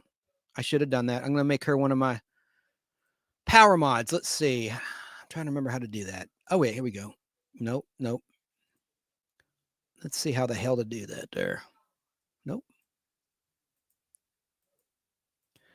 God, well, I'll work on it. There's usually buttons, right, where I can do that, and I don't see the buttons, and I'm stopping the show, and I still have a hell of a lot more to cover, including clips. I can't figure it out right now, but yeah, she's definitely part of the show, so she's going to be a moderator. All right. I'm trying. You do it. You do it, Keebler. If you have the authority to do that, just do that, please. Make her a moderator. Okay. Ghost Dragon ZW said, made alive. Okay, cool. And Ghost said, hello and evening, sir, to the Nostalgic Podblast and folks. Okay. I do not understand. It should work where I can moderate her, and all it's doing is showing me the options that are not good. Let me see. Oh, tools. Wait, damn it. Cable, this is a huge distraction to me right now. Can you please moderate her or something? Appreciate you. I don't get it, why it's not working. All right. Anyway, circus peanuts, yikes. Yeah, and I'm going to ask later if you like candy corn or not. I do, and I have some brief history of candy corn. You can't do that? Okay, well, I'll work on it. I need to just get on with the show. Okay, so there's your comments. Let me get back to what I have planned because we're already running out of time. I'm trying to keep this to 2 hours or less. I'm bowing to the wishes of my new producer. A shorter show is a better show. Okay. So we finished up with the history, and that's why I turned to chat, because I wanted to hear about Canadian Halloween traditions. I figure I don't want to assume anything. I assume they're very similar to the traditions of the USA, United States of America. But Mikey, if you're still out there, come on anytime. The link's in the chat and in your Facebook private messages. So there you have it. Not many shows talk about Halloween around the world, so I thought I'd bring you listeners and watchers a little history lesson for those like me who are unaware, and Tug, who are mostly unaware of a lot of these worldly Halloween customs. Since, I'm guilty of this. Most of us North Americans, particularly in the United States of America, tend to live inside our own little comfortable Halloween bubble. But now back to the nostalgic pop culture talk pertaining to spooky shows. Now, I want to play a clip. This is really interesting to the old school sci-fi geeks. I played this 2 years ago on my Halloween show, but only audio of it. I want to show you a cool piece of video. This was a spinoff of The Outer Limits. This was shot towards the end of season 1 of the classic Outer Limits, not that crummy show that Showtime put together starting in 1995. This is the 1963 to 1965 Outer Limits show. And this was going to be a horror anthology, kind of like Thriller, hosted by Boris Karloff, Frankenstein, in the classic Universal horror movies. and it failed. ABC chose Voyage to the Bottom of the Sea over The Unknown for the 1964 to 1965 television season. But check out this opening, and you'll notice some familiar music. I'm going to roll this clip for you in just a second. Hey, Kay Moonen. Kay Moonen's in the house. Good to see you, Kay Moonen. But watch this creepy clip. It is right here. There is a fear that is unlike all other fears. It has a special clammy chill, a deadly gift for inspiring deeper, darker dread. It is the fear of unopened doors, of locked rooms, of bends in lonely roads. It is the fear of the phone call in the dead of the night, of the stranger you recognize, perhaps from a nightmare. It is the fear of the unexpected, the unfamiliar. It is the fear of the unknown.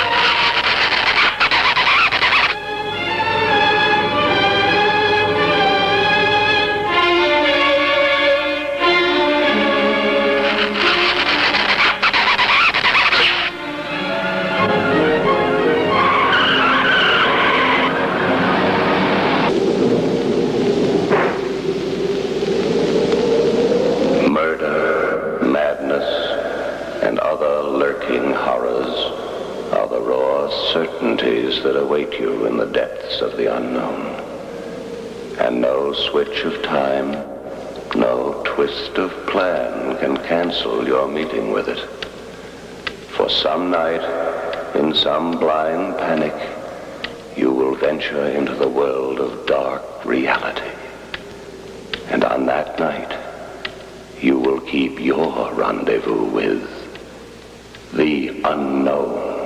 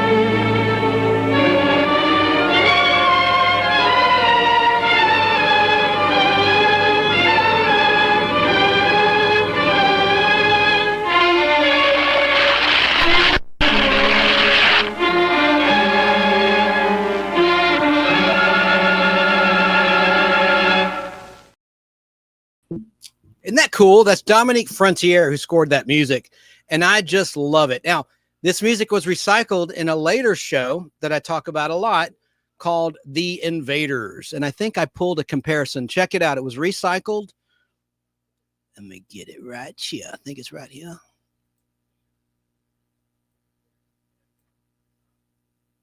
And also, I'm going to show you later on, I went on a little tour on a street and saw some really cool Halloween decorations. You know what? I'm going to do that right now. I'm going to play. There's 3. I did this a couple nights ago at night. Let's check out Halloween House 1, 30-second clip. Someone's in this Halloween spirit over here. Trick or treat. Well, I've already been tricked. I just want some treats. Got tricked out of my Facebook account by a hacker in Hanoi in Vietnam, but we're not going to talk about that right now. Look at that. I love that.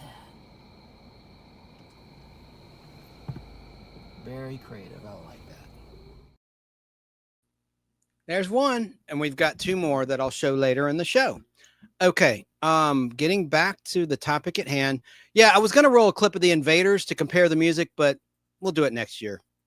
Okay, but The Unknown was a really interesting show. The pilot that was not picked up by ABC TV wound up being re-edited as a regular episode of The Outer Limits. I think it was the last episode that aired in season 1 of The Outer Limits, which lasted for a season and a half. The second season only lasted half a season. Okay. And then that Invaders show debuted on January 10th, 1967 on ABC as a winter replacement show. Okay, let's talk about some Halloween specials. Now, at the very beginning of the show, in case if you tuned in late, I could only play a 1-minute CBS promo from 1966, the year that The Great Pumpkin Charlie Brown premiered. So let's talk about that and have another clip from that special. The animated Halloween classic, it's The Great Charlie Brown. Oh, I'm getting a text. Okay. It premiered on CBS on Thursday, October 27th, 1966. This primetime animated television special is beloved and was based on the comic strip Peanuts by Charles M. Schulz. Now, Apple bought the rights in 2018, and since 2020, the Peanuts special are exclusively on their Apple TV paid streaming service. Now, the only time they lifted that was during COVID and the lockdowns, and PBS aired the classic, The Great Pumpkin Charlie Brown. I think that's probably my second favorite Halloween special, certainly my favorite animated Halloween special of all time. Now, our friends at Remind Magazine confirmed with PBS that they no longer have permission to air The Great Pumpkin Charlie Brown, and many fans of the Peanuts gang voiced and posted many colorful words toward the Apple CEO Tim Cook, who has been in that position since 2011 after the death of Steve Jobs. Now, as I said, since I can't play the actual special, here's a little clip that I like, a little Coca-Cola promo. It's a sponsor tag for the Peanuts Halloween special. Let's look. It's 30 seconds long. Check it out.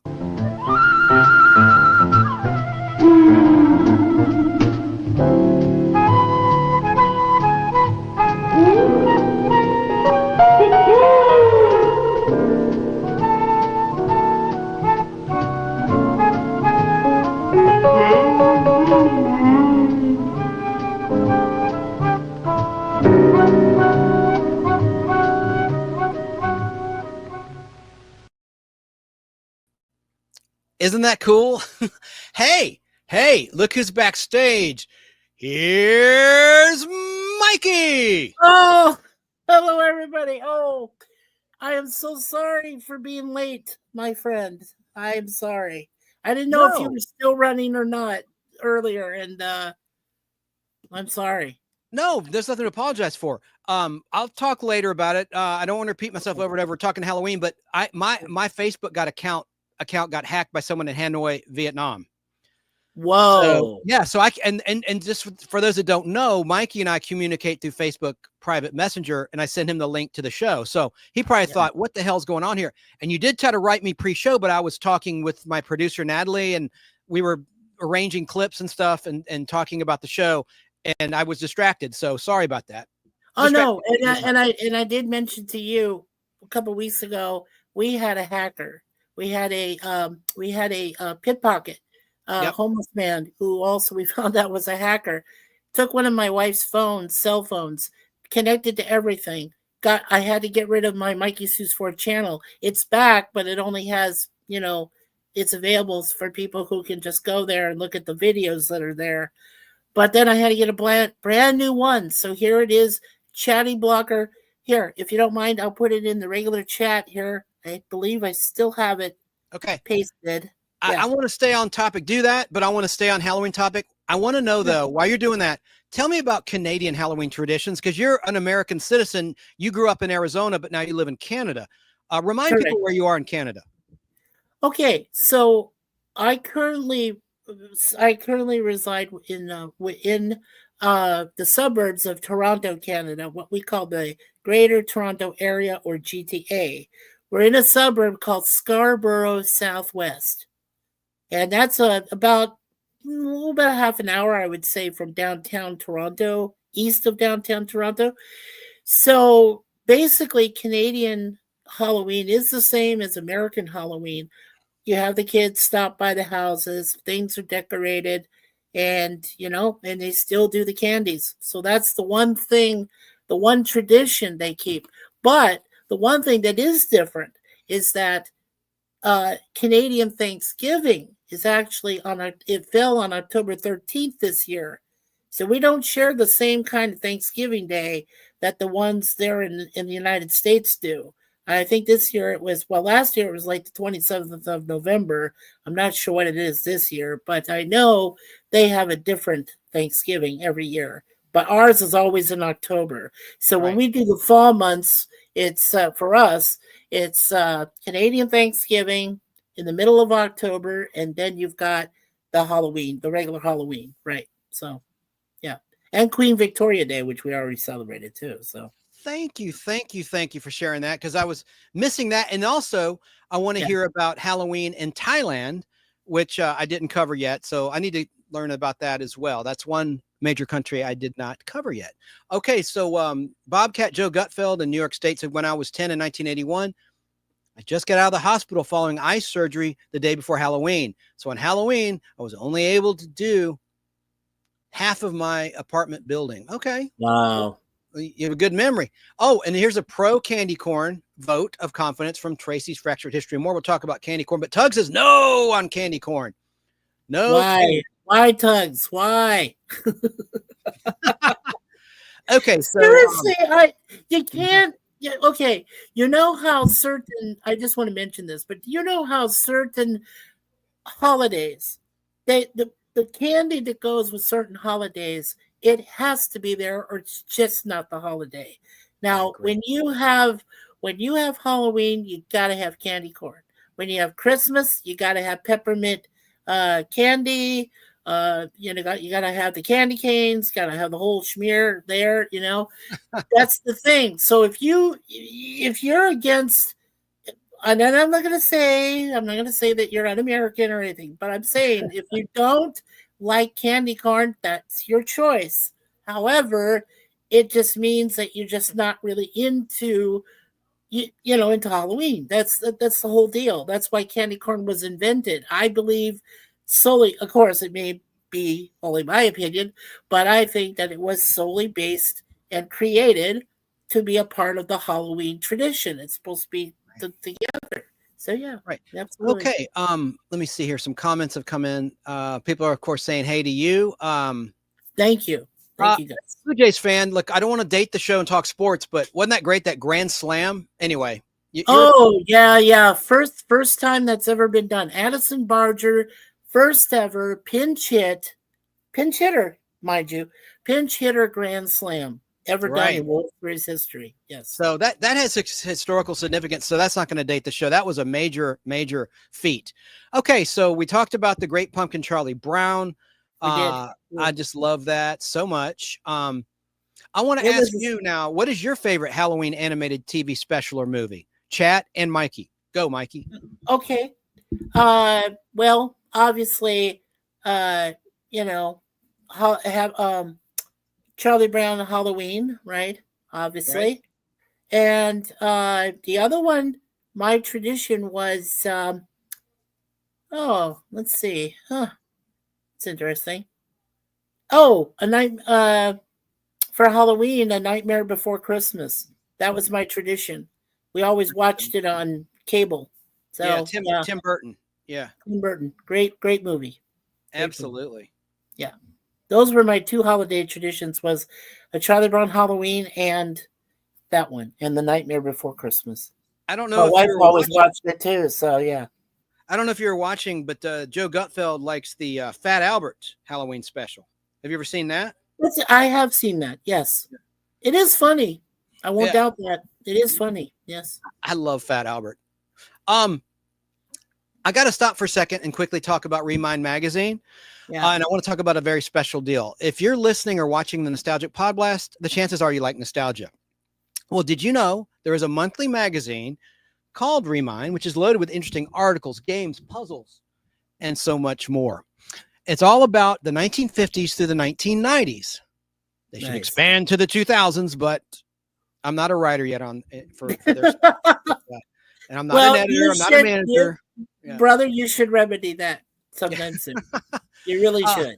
Have you Remind magazine? It's loaded with games, full color photos, interviews with your favorite stars, creators, and personalities, and lots more. And the best part is it comes to you in the mail each and every month, just like the good old days when you're a kid. If you're a Gen Xer, when you'd wait for Dynamite magazine or Pizzazz or Mad magazine or Boys Life magazine, those kind of things. And it makes a great gift. Think about this. People will think about you all year long if you give it as a holiday gift or a birthday gift. Here's how you can get Remind magazine for only, get this. This is incredible. You can get it for $12 for an entire year. And that's out the door, including postage and certainly no sales tax. And then the next year it goes to $24, which is still affordable because the cover price is $5.99 plus tax. If you go to Barnes & Noble, you can find Remind at newsstands all over the place, especially in the USA and probably in Canada as well. But they'll think you spend a hell of a lot more than just $12 for that birthday gift. You know what I'm saying? So of course, I would encourage you to go to remindmagazine.com or call toll free 855-773-6463. And please mention the Nostalgic Podblast when you order. Okay. Now back to the Halloween fun. All right. Who is your favorite monster? My favorite monster. Your favorite monsters. I mean, it can be like, give me your just a couple or a few. Who are your favorite movie monsters? They can be classic monsters or they could be current ones. I think it has to be the two monsters I grew up with as a kid. Definitely King Kong and then Godzilla. Those were my two favorites. I love King Kong and Godzilla. They've always been my staple. Oh yeah, definitely. Yeah. Monster Island. I mean, and oh shit. Go ahead. When I switched to photos, you got cut off. Repeat that. Sorry. No, that's okay. So, who didn't like when Godzilla meets Mothra, and who didn't like those two little Asian girls that were just standing there, like they were like princesses or something? Yeah, Mothra. I mean, just kind of memories like that just kind of stay with you. Now, as far as movie monsters, movie monsters, of course, those are my big creature monster favorites. But I would say of most recently, I would definitely say both, Freddy Krueger and my top three would be Freddy Krueger would be number one. Jason Voorhees, which is Friday the 13th, would be number two. And then, of course, Michael Myers, which would be Halloween number three. So those would be my top three. Yeah. Excellent. Here's my number one. Yeah. Whoa, Nosferatu. That's right. It freaked me out as a kid. And they sort of brought him back in Salem's Lot. And then they do a recent reboot, which was awesome, by the way. Yes. They did. But I loved Salem's Lot. Now, there were delays, and there was a situation where the network CBS aired it after Halloween in early November. Salem's Lot. It was a 2-night miniseries with the great James Mason. So that was a shame. Now, a little factor I'd like to point out, the classic Thanksgiving, looking ahead to Thanksgiving, right? The American, United States of America version of Thanksgiving, right? I think it's the third Thursday, right? In November. Macy's Thanksgiving Day Parade. Yep. We'll talk about that down the line. But there's a classic WKRP in Cincinnati episode titled Turkeys Away. Yes. Did you know it aired before Halloween? Originally on October 30th, 1978. I did not know that. Wow. Yes, CBS really screwed up scheduling that one. I mean, that's way before Thanksgiving. But anyway, I digress. It's a little fun fact for you. Big time. And I wanted to mention that in history, when they redid It, which is I thought it was done really well. The Marchettis did a fantastic job. I'm not going to say that the miniseries wasn't great. It was too. But Bill Skarsgård, who was in chapter 1 and chapter 2 of It, as Pennywise, was quoted, I'm probably paraphrasing, but Tim Curry, who brought him to life in the three-part TV miniseries, which featured among others Richard Thomas and some other people besides Tim.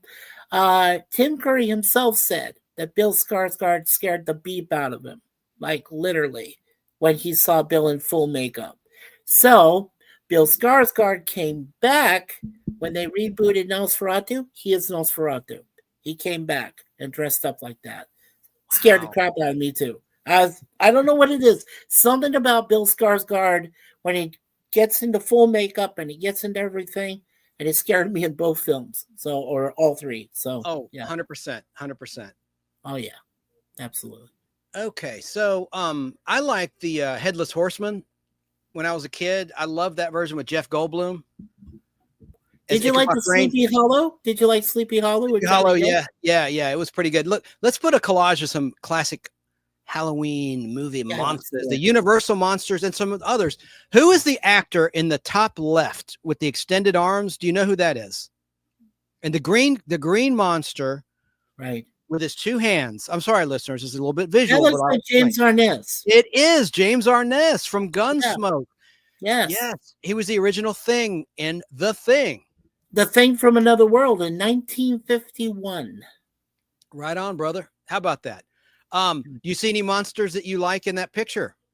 Well, yes. Obviously, Creature from the Black Lagoon. That was my mom and dad's favorite horror film. They saw it in a drive-in. Oh, dude. And then when it first came to television, in full black and white, by the way, on a Saturday morning, creature feature, I got to see the original on TV, and it was just so fantastic. And they said that the guy was actually a trained swimmer. The actor who played the creature was actually a very well-trained swimmer, and he was actually able to hold his breath under for quite a good long time back then, considering we're talking the 1950s. So when it came out, it's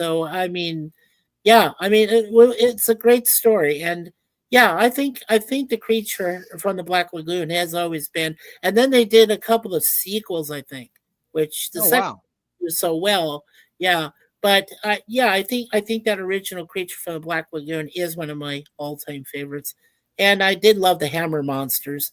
I think my favorite Dracula has always been Christopher Lee. Always, yeah. Oh, me too. Better than Bela Lugosi. Oh, much better. Yeah. And I like Boris Karloff as Frankenstein. The Fly. Who was the Fly? Who was the original actor who played in The Fly? Not the Jeff Goldblum, Gina Davis, 1986 film. Right. But the original. You know what? I forgot the name of the actor for that one. I did. Okay. Well, the reason I asked, I was trying to trip you up. A lot of people think it was Vincent Price. It was actually David Hedison before the Voyage to the Bottom of the Sea TV show where he played Captain Lee Crane. That's right. Yes. And even before he became Felix Leiter in a few of those Bond films. So. I know. Real quick, there's Boris Karloff on the cover of last year's Remind Magazine Halloween edition. Sorry, listeners. I just want to show that for the folks that are viewing the show live or in the replay mode. And there it is. He's just the best. Okay. So. And I was going to say, who was the actress?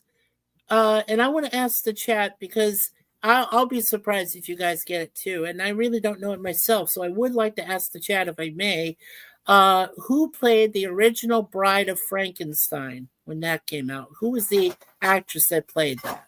Great question. Yeah. Oh, while people are waiting for the delay to catch up and typing their answers, the Unapologetic Geek said Creature from the Black Lagoon is his favorite. And there's a great pinball machine from 1992. Creature.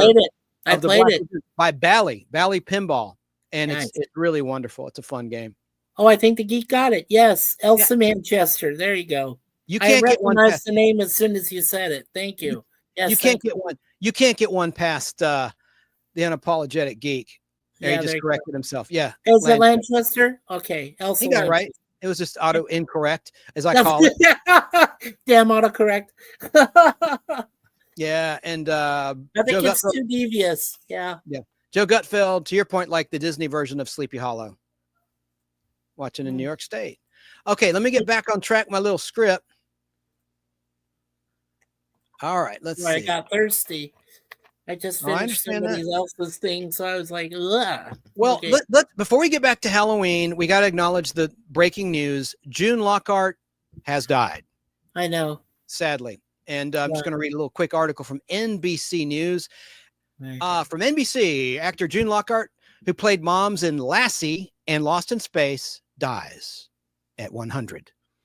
Before becoming a beloved TV mom, Lockhart won Broadway acclaim and a Tony Award for a role in For Love or Money. And this is an article by Phil Helsel, Helsel.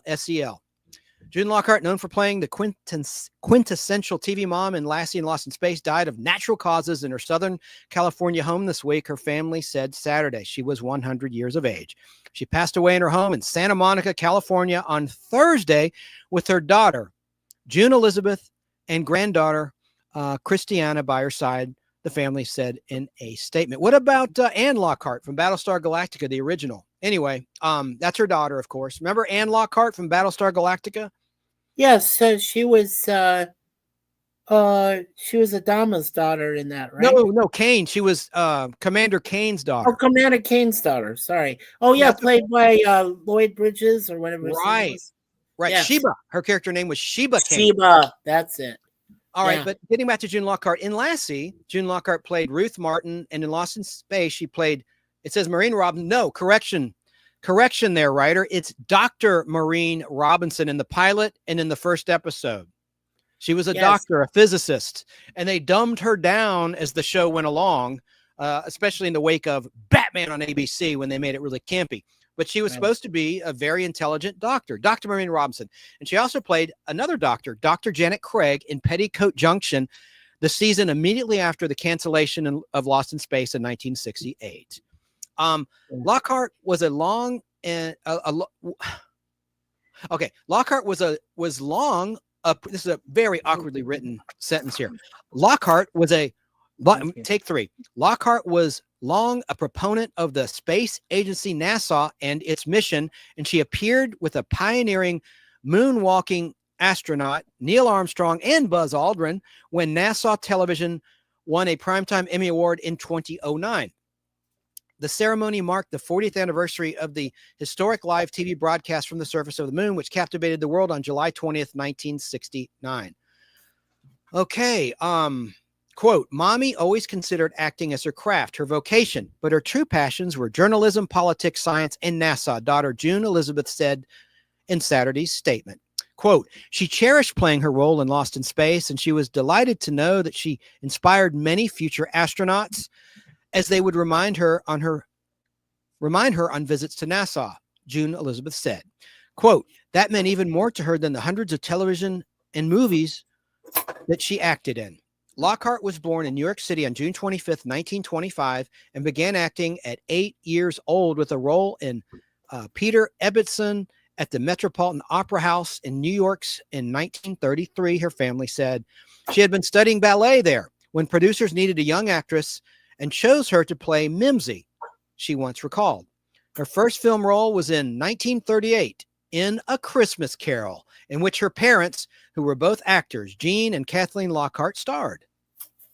And she won an Antoinette Perry Award, which would later become the Tony Award for Best Newcomer after her Broadway performance in For Love or Money in 1947. Okay, let me just summarize here. All right. We just did a 60th anniversary special, you and I, on Lost in Space. Yes, we did. Live Nostalgic Podblast. Now, last thing I'll say about June, I want to read what Angela Cartwright had said, who played her daughter, Penny Robinson, in Lost in Space. This is from Angela Cartwright. Quote, I was so very sad to hear that June Lockhart has passed away. She played my mom on Lost in Space, and I'll always treasure our time together on and off screen. So smart, quick, and funny. She filled her 100 years with curiosity, laughter, and rock and roll.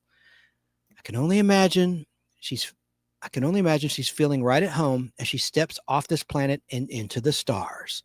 And then Bill Mooney, who played Will Robinson in Lost in Space, said on social media, goodbye to the brilliant June Lockhart. a one-of-a-kind, talented, nurturing, adventurous, and non-compromising lady. She did it her way. June will always be one of my very favorite moms. 100 years here. Wow. Rest in peace. Yeah. You did that so well, brother.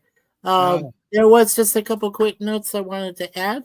And we talked about this, but in 1998, when they did the reboot, which featured William Hurt and Gary Oldman, and Jared Harris, who played the older Will Robinson, June Lockhart played the principal of younger Will's school. And that was, like I said, in 1998. So they have her as the role of principal. And of course, in that movie, you had some of the former Lost in Space stars appear in cameo roles. You had Mark Goddard, who, of course, rest in peace, but he was alive at the time and played Matt LeBlanc, who was supposed to be the Mark West in that, played his boss.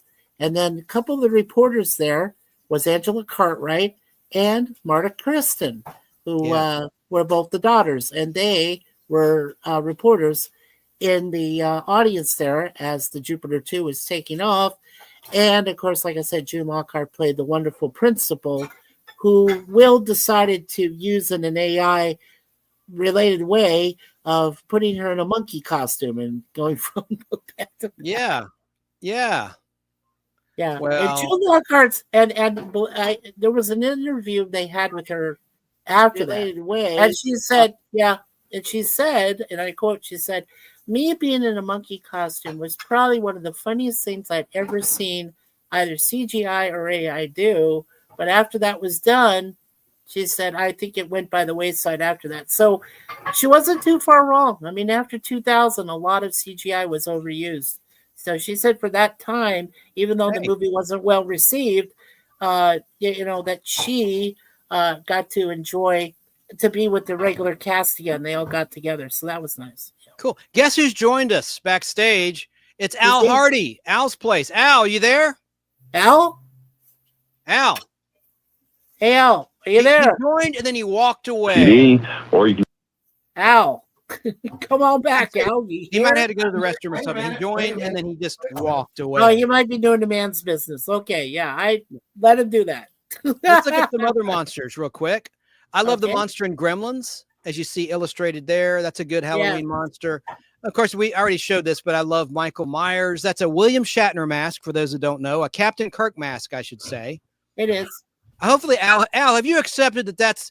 Al never believed me when I first mentioned this to him. He goes, "That's not a Captain Kirk mask." Do you believe now, Al? I never believed that. You still don't believe it? No. Everybody throw tomatoes at Al. No, I do Make not. fun of Al. Al, it is. Would you agree, Mikey? Everybody knows, right? That's a William Shatner mask. I mean, John Carpenter said it looks himself. like he's in a shock, a William Shatner, Kirk shock kind of mask. If you do a look Google at search, it, Al. Do a simple Google search. It just doesn't look like a Captain They Kirk changed mask. the hair. They did. You're right about that. They changed the hair, but it is his features. It's his lips. It's his nose. His cranium. Everything. Yeah. Well, you're talking about June Lockhart. I know she passed away actually on the 23rd of October.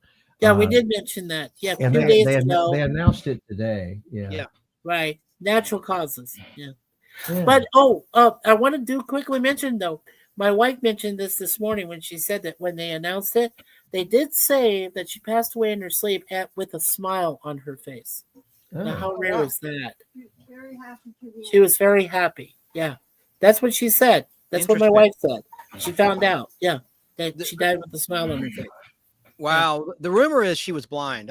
I guess that'll be confirmed now that she's gone. I don't think that people wanted that in the public domain, that she lost her eyesight some years ago. I guess that remains to be seen. Somehow, yeah, she was, yeah. Legally blind anyway. And the Unapologetic Geek says to Al, it was a Captain Kirk mask made from a mold they made of Shatner's face for the movie The Devil's Reign. Nice. Did my image freeze up on your camera? No. Oh, okay. No, it didn't. No, Al. But it's great to see you, my friend. Well, nice to see you, Mikey. Good to see you. Happy Halloween. Hey, happy Halloween to you, sir. Yes. My new producer's not going to be happy. I'm going to run over 2 hours. That's my goal, is to keep the show to 2 hours or less. I'm about 11 minutes. I'm going to have to go over. Sorry about that. Have you talked about your favorite Halloween movies? Yes. No, we're going to talk about our favorite Halloween monsters. Before we get to that, I just started the topic of monsters. How about movies? We're going to talk about that later. Yeah, movies and specials. I already covered that in the intro of what we're going to talk about. But what are your favorite Halloween monsters? Yeah. What are your favorites, Al? Well, it would have to be Nosferatu. Oh yeah. I mean, yeah, you can look at these monsters here, but it's not, of course, Tom's is Frankenstein, but I think Nosferatu is the #1 character of horror movies. Yeah. Now we did mention it was what was the guy's Shrek, right? Max Shrek, who played the original. But then when they did the reboot, and I mentioned it to Chance that it was Bill Skarsgård, who had been the brand new face of Pennywise. God bless you, babe. Yeah, the brand new face of Pennywise for the chapter 1 and chapter 2 of It. So when Bill Skarsgård came back and did it as Nosferatu, and Suzanne and I have already seen that updated Nosferatu movie. Yeah, but I did not like the way that Nosferatu looked. I didn't like it at all. Oh, okay. I'm sorry, Al. I didn't. I like the original. Okay, Max Shrek. Yes, absolutely. See, I've got the Blu-ray. If you punched it up, see there? Yeah. Of Nosferatu. Yes. See? Now I have seen, because I took a cinema class, but before that, I had seen an original print of the Nosferatu, but without music. Now, I watched in a theater. I did do this, and I know I did this. This was in an art house down in Arizona. I saw Nosferatu redone at Halloween time with music accompaniment on it, and it was just fantastic. It was done well. Yeah. Oh yeah. I mean, the Plaza Theater here showed Nosferatu with an organist. I mean, it was, I didn't go see it, but they said it looked great. No, it sounded great. Now it was wonderful. We had, what we did is this Blu-ray has been tinted. It's I don't know. It's just a great copy. It's right. He's the #1 monster in my opinion. If you're holding something up, we can't see it. I have an image up. Well, there it is.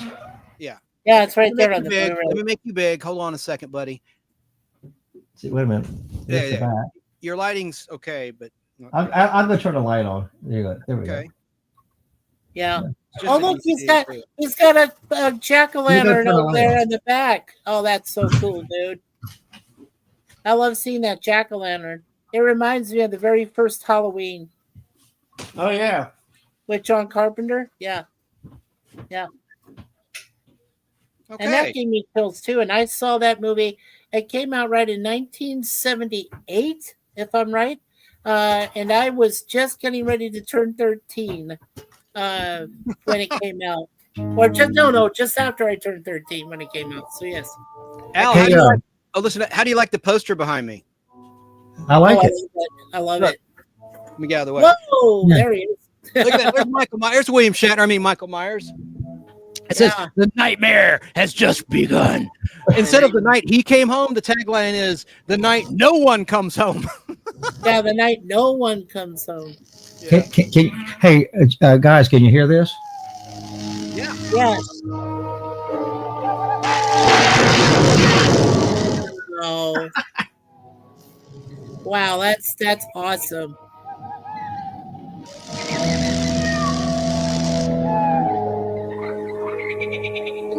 Yeah. That's awesome. Some sound effects I put together a long time ago. Talk about setting the mood. Yeah. Yeah.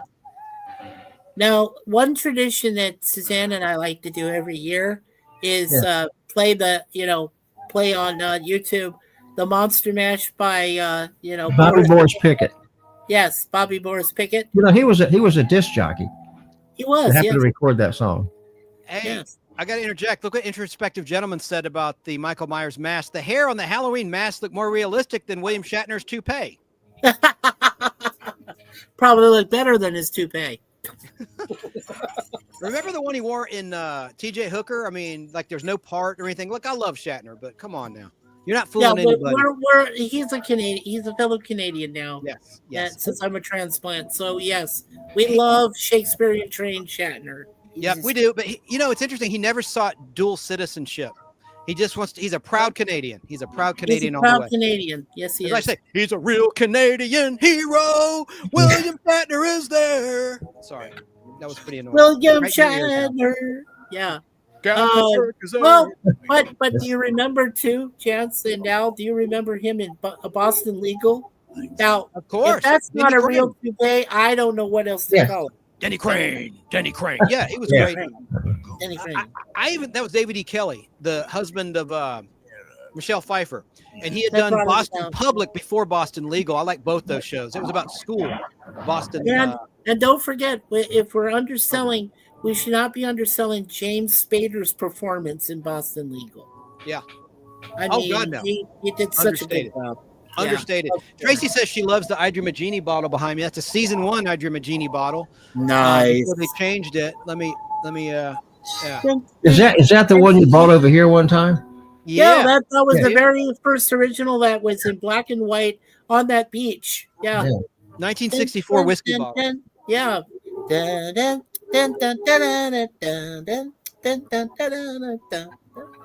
And remember, they changed the theme. They had a different musical theme in season 1 of Idrimagini by Richard West. Yeah. Yes. With a slower theme, and then it got changed by Hugo Montenegro in seasons 2 through 5 of Idrimagini. Oh yeah, Montenegro. One You to Come. That's the Hugo Montenegro version. And Bobcat Joe Gutfeld's still with us. Since 1978 was when the first Halloween movie came out. Yep. And Al, do you have any Halloween the movie posters in your collection? Yeah. I have one. I have the original, and that's it. That's all you need. That's all I need. Yeah. Poster I got this week. Yeah. Okay. I want to try to have a hard stop at 8 if we could. That's 30 minutes, just under 30 minutes from now. So we better get on track with Halloween because we're going to talk about candy. We're going to talk about other things. But about the monsters, you've named some good ones. I like the Thing from 1982. John Carpenter's The Thing. That was a scary monster in the movies, don't you think? Yeah, that was the Kurt Russell and yeah. Well, this is Killer Clowns from Outer Space. Yeah. Oh yeah, Killer Clowns from Outer Space. One of my wife's favorites. It's a great movie. You got the Alien Queen. How about Medusa in Clash of the Titans? I know, Al, you didn't like that movie. Harryhausen's. No, I didn't care for that movie. Oh, but the Medusa monster was awesome in that stop motion animation. I thought actually, now that you're mentioning monsters, my favorite from that, the Kraken. The Kraken is good. Oh, yeah. Oh, you can't beat the Kraken. Kraken Flare Comics. My friend Danny Cochran named his YouTube channel after that monster. Oh, yeah, the Kraken. Yeah. Danny just had a birthday. He did? How old is he? I don't know. I saw it on my Facebook feed. Oh, okay. Happy birthday to Danny. Happy birthday, Mr. Danny. He'll watch the replay. He's probably at work or something. Do you guys remember a series on television called Creep Show? Yes. Well, that was a movie, but they made a TV show out. But it was a movie at first. They did make a TV show later, but it didn't do so well. The movie itself, though, is fantastic, and there's actually a sequel. So there is a Creep Show and a Creep Show 2. We have This is a box set of all the TV shows. Nice. Did you know, Chance, they were all filmed here in Atlanta? Wow. Yeah. Hey, Al, Chance, you remember Tales from the Crypt? Of course. But there was a sequel to Creep Show, and I didn't like it as much. There was Creep Show 2, but I like the TV shows. Yes. I like the TV shows because some of them were like 15-minute vignettes, and some were 30. You know, kind of a throwback to Night Gallery. Yeah, where they had little. It was an anthology show. Oh yeah, it was great. Well, one of our favorite segments was the Sad Tale of Geordie Vale, which was played by Stephen King, and I was just, oh my god. I'm going to show you a picture of Medusa because I just thought she was really, really well executed in Clash of the Titans, 1981, starring Harry Hamlin. Here she is in her horror. Medusa. If you look at her, you turn to stone. Okay, and I love the rattlesnake sound effect her tail made when she moved about. Wasn't that cool? The rattlesnakes. Oh, you man. know, they actually took that. Do you know that I did some research? Do you know they actually took that from Arizona diamondback rattlesnakes? No, I didn't took know the that. sounds from that. Yes, Arizona diamondback rattlesnakes. Well, Wow.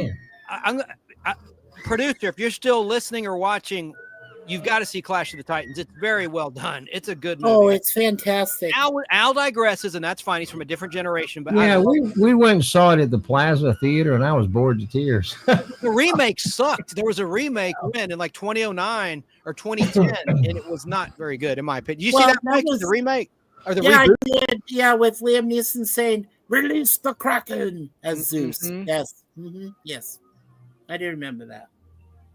Yeah, not very well done. Doug said, I just turned everyone in the audience to stone that's watching the Podblast right now with this picture I have. Listeners, I have a picture of Medusa on the screen from 1981's Clash of the Titans. Well, if my camera freezes, then you succeeded. That's pretty good, Mikey. I wonder where Omar is. See, Omar watched on Facebook. I can't go live on Facebook for almost 2 months now. I started a new Facebook account after I was hacked. I'll tell you the story in a little bit, but I cannot go live, and it sucks because like people like him and Jim Von Spiegel, they like to watch on Facebook. So I'll post. And I did. Yeah, and I did talk to our friend Omar Montgomery, and he was worried too because initially I couldn't get a hold of you. I didn't know what happened to you. You can take Medusa off. And I was like, yeah, I'll tell the story before I sign off. Okay, so let me take this off the screen so people can see our lovely faces. Yeah, there you go. Am I that We're all so lovely? handsome. Really? Yep. Strike a pose.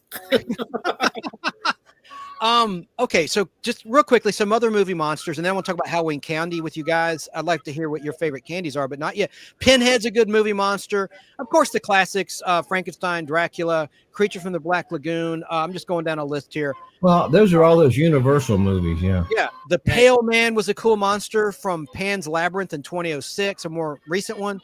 Godzilla, which we talked about. Love Godzilla. There's so many. The T-1000 from Terminator 2 Judgment Day. That's a monster. King Kong, Predator, The Beast, Bride of Frankenstein even. We talked about her. Bub from George A. Romero Zombie.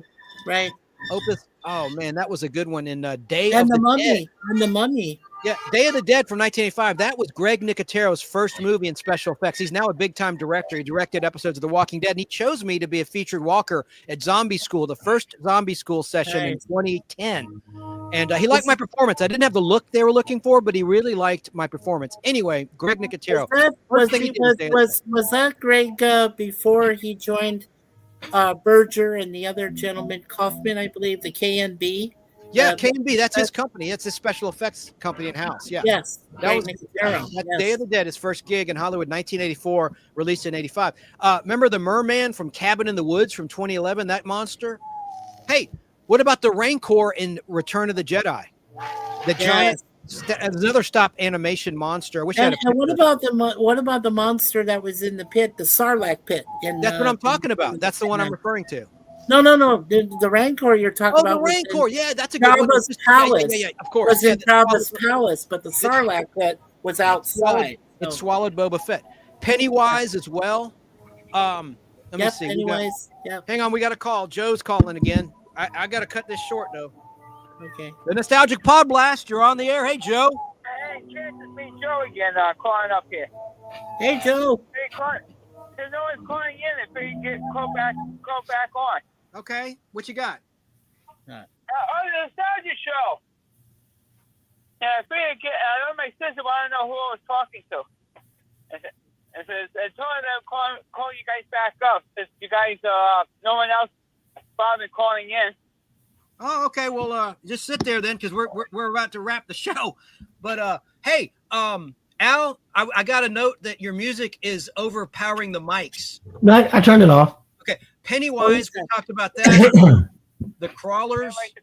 Yeah. Hey, how about American Werewolf in London? I love the wolf, the werewolf. That was one of the spookiest werewolves, I think. What about the oversized worms and Tremors? Oh, good one. Good one.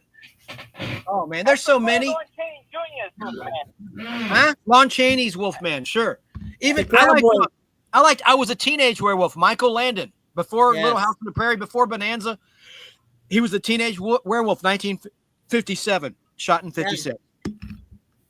Well, and then of course Gort from the Day the Earth Stood Still, which they did really well in both the original and the remake that featured Keanu Reeves. So the Gort. Okay, I'm getting some orders from my producer. We'll do a whole show on movie monsters. So I'm gonna end that right there about monsters. Chat, say yours. If I didn't say your favorite monsters, please go ahead and chime in. We've got about 20 minutes left in the show, and I still haven't talked about Halloween candy. I'm gonna forego. I had some Halloween birthdays. I'll just quickly go through those really quickly. And here is my birthday intro. I'll be very brief. These are people born on Halloween, and I like to play this clip when I cover birthdays. It's a little clanky here with me. There we go. Just lost.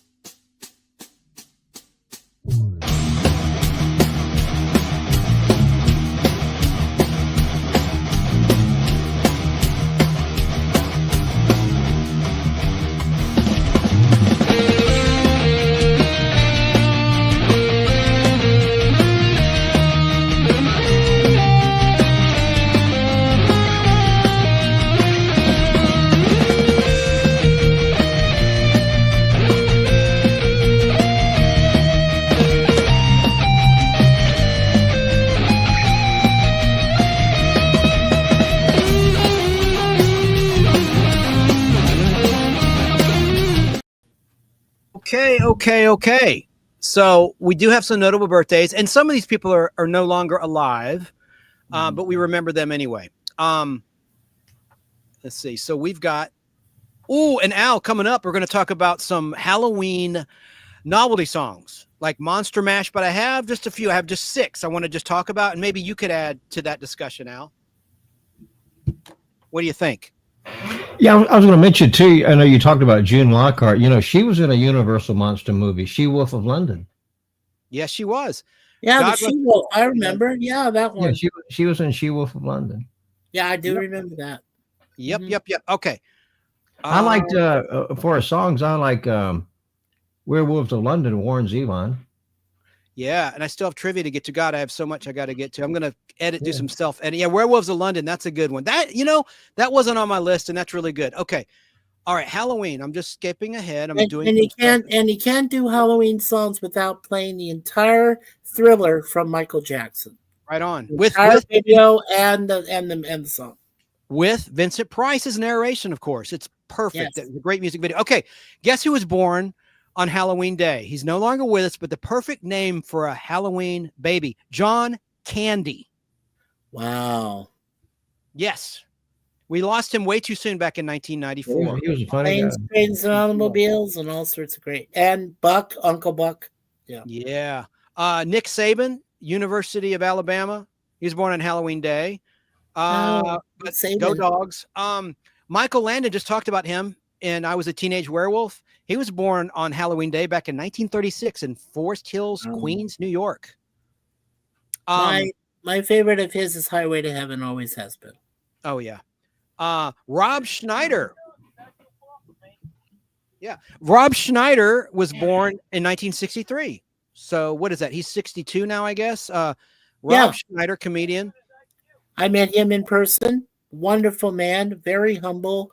Loves his mom still. You know, he thanks his mother and all of his fans for giving him the wonderful things that he did. And of course, he used my name in a sketch of the copy guy.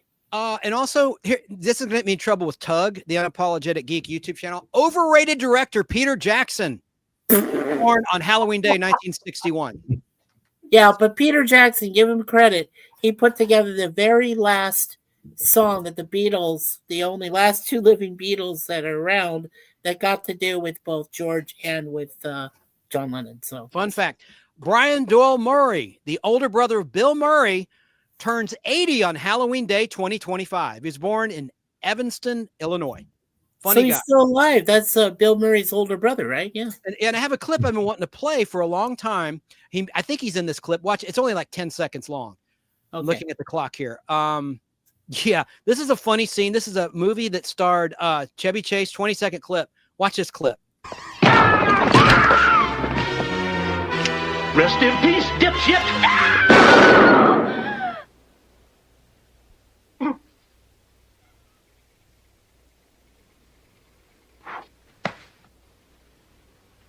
You missed. I was gonna play that. It was right before that. I hate this that Charlie Kirk thing. I was gonna play it the episode like that week, and then that happened. I thought people are gonna think, you know what I mean? So I've held on to that clip for a while. You know what I'm saying? Because he says rest in, you know, you get it. Okay, I hate to even say that, but that's the truth. I was wanting to play that before that even happened. I said, yeah, it might be a little sensitive there with some people. Okay, so there you have it. There was no Brian Doyle Murray, but that's a movie called Modern Problems, released Christmas Day, 1981. Underrated, funny movie, especially when Chevy Chase gives his girlfriend an orgasm with his powers. He has telekinetic powers he gets from nuclear waste getting on him. Yeah, nuclear waste. I remember that. It's a PG movie. If the PG-13 were around then, that movie would have been rated PG-13 because there's like topless, you know, there's some sex in that. Anyway, yeah, but it's a PG rated movie, which is weird. Weird. Yeah, sorry, family show, Halloween show. There might be kids in the room. Sorry about that. I didn't use any bad words. No. Okay, I think it's time for. Was regular PG movie. Gremlins? Yeah.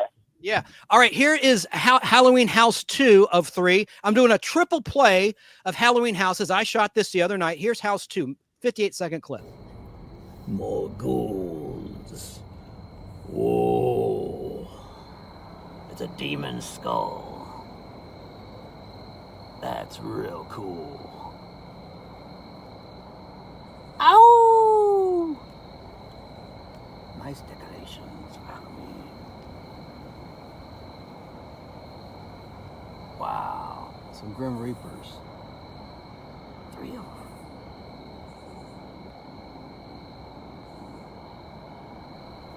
Ooh. You can't see the wizard. Oh, there he...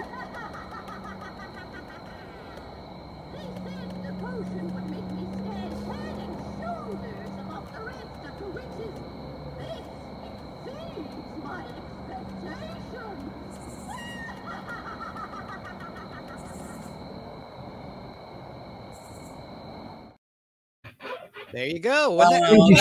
Where was that shot at? On my parents' street. Okay. I can't remember that location. It's let's just say in Atlanta, Georgia. Here's the third. I'll just play the third 39-second clip because we're starting to run out of time and I still have so much to cover. Halloween candy and stuff. Here is another Halloween house on the same street. And now a graveyard.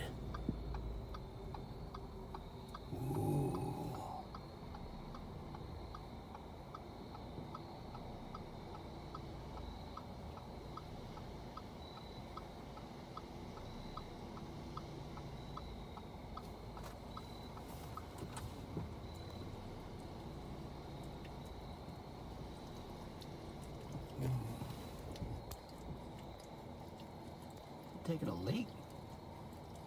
I hear water. I hear water. There you go. That was pretty cool. Yeah, that was pretty cool. That gave me an image of when I visited Haunted Mansion in Disneyland. Oh yeah, very cool. Yeah, very cool. I put my hand underneath my father's shirt. I was 6 years old. Yeah. What did you say? It sounded like you said I put my hand in my father's shit. What did you say? No, no. What? Good. That's good. Not a good X-rated here, guys. What did you say? What did you say? I put my hand underneath my father's T-shirt. T-shirt. T-shirt. Disney World. Okay. Sorry, Joe. All right, Joe. Okay. Sorry about that. It's a rated PG show. I think you can get away with seeing SA, but I hear you. We want to keep it clean. Yes. Okay. Yeah. So, yeah, so scary, said Joe about my video. And Tug said, that's the coolest decoration I've seen so far. Oh, and it's very cool. Yeah. And the movies were much looser back in the day. Yes, prior to PG-13. Yes, they were. They got away with so much in PG movies. They really did. Yeah. Introspective. There's no way you're going to limit these shows. Well, not with I'm a motor mouth, Mikey's a motor mouth, and Al is interesting. So we're all three in the house. We're going to run over, but I really want to honor the wishes of my producer. So, okay. And yes, I don't think I've introduced myself. So, Natalie, My name is Mikey. My She's beautiful watching. wife, Suzanne. Our two Yep. kitty cats, Moon Pie Deja Vu, from Toronto, Ontario, Canada. We live in a suburb called Scarborough, Southwest. So very nice to meet you, Natalie, if we ever get a chance to meet. Definitely. Okay, so that was all I had for Halloween birthdays, I believe. Brian Doyle Murray. Oh, and then Lee Grant. Listen to this. She's going to be 100 this year. Halloween Day, Lord willing, 2025. Lee Grant. Come on. June Lockhart made it. We'll make it. Lee Grant there. Born in New York on Halloween Day, which was a Saturday in 1925. And then one more. Gone but not forgotten. Barbara Bel Geddes, who played Miss Ellie in Dallas on CBS. Yeah, I like that. She was born on Halloween Day in 1922. Yep. So, and she's no longer with us. She died in when did she die? I didn't make a note of that. Oh well, she's gone though, unfortunately. Right. Yeah. And then one more,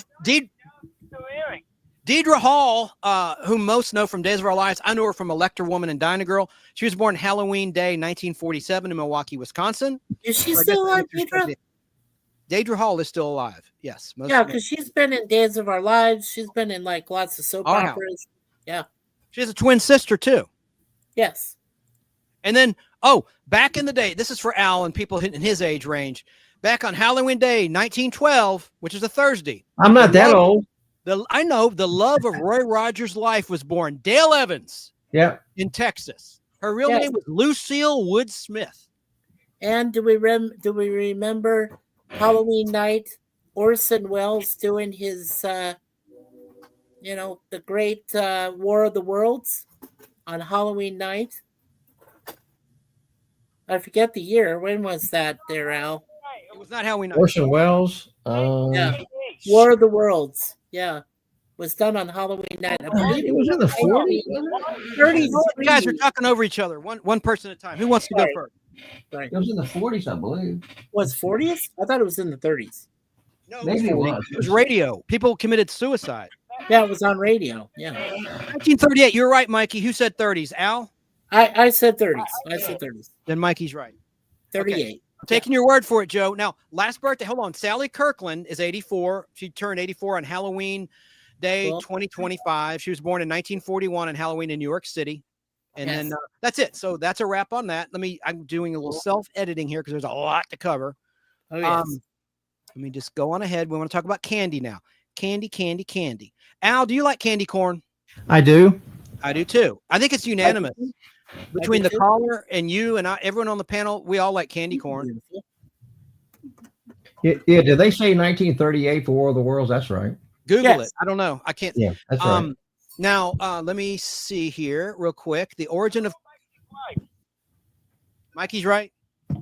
Yeah. Okay. What? Hang on, guys. All right. What is the original name for candy corn? Do you know? No, I don't. I don't know what the original. I know this candy corn. It was called chicken feed. Chicken feed. Yeah, Okay. and it started in the late 1880s. It was first invented in the 1880s by a candy company employee, George Renninger. Nice. Wonderle Candy Company. I'm probably mangling that. WNDERLE Candy Company. They were the first one to produce candy corn. Great. So I'm going to self-edit that. I had a lot more to say, but we're running out of time to keep my producer happy.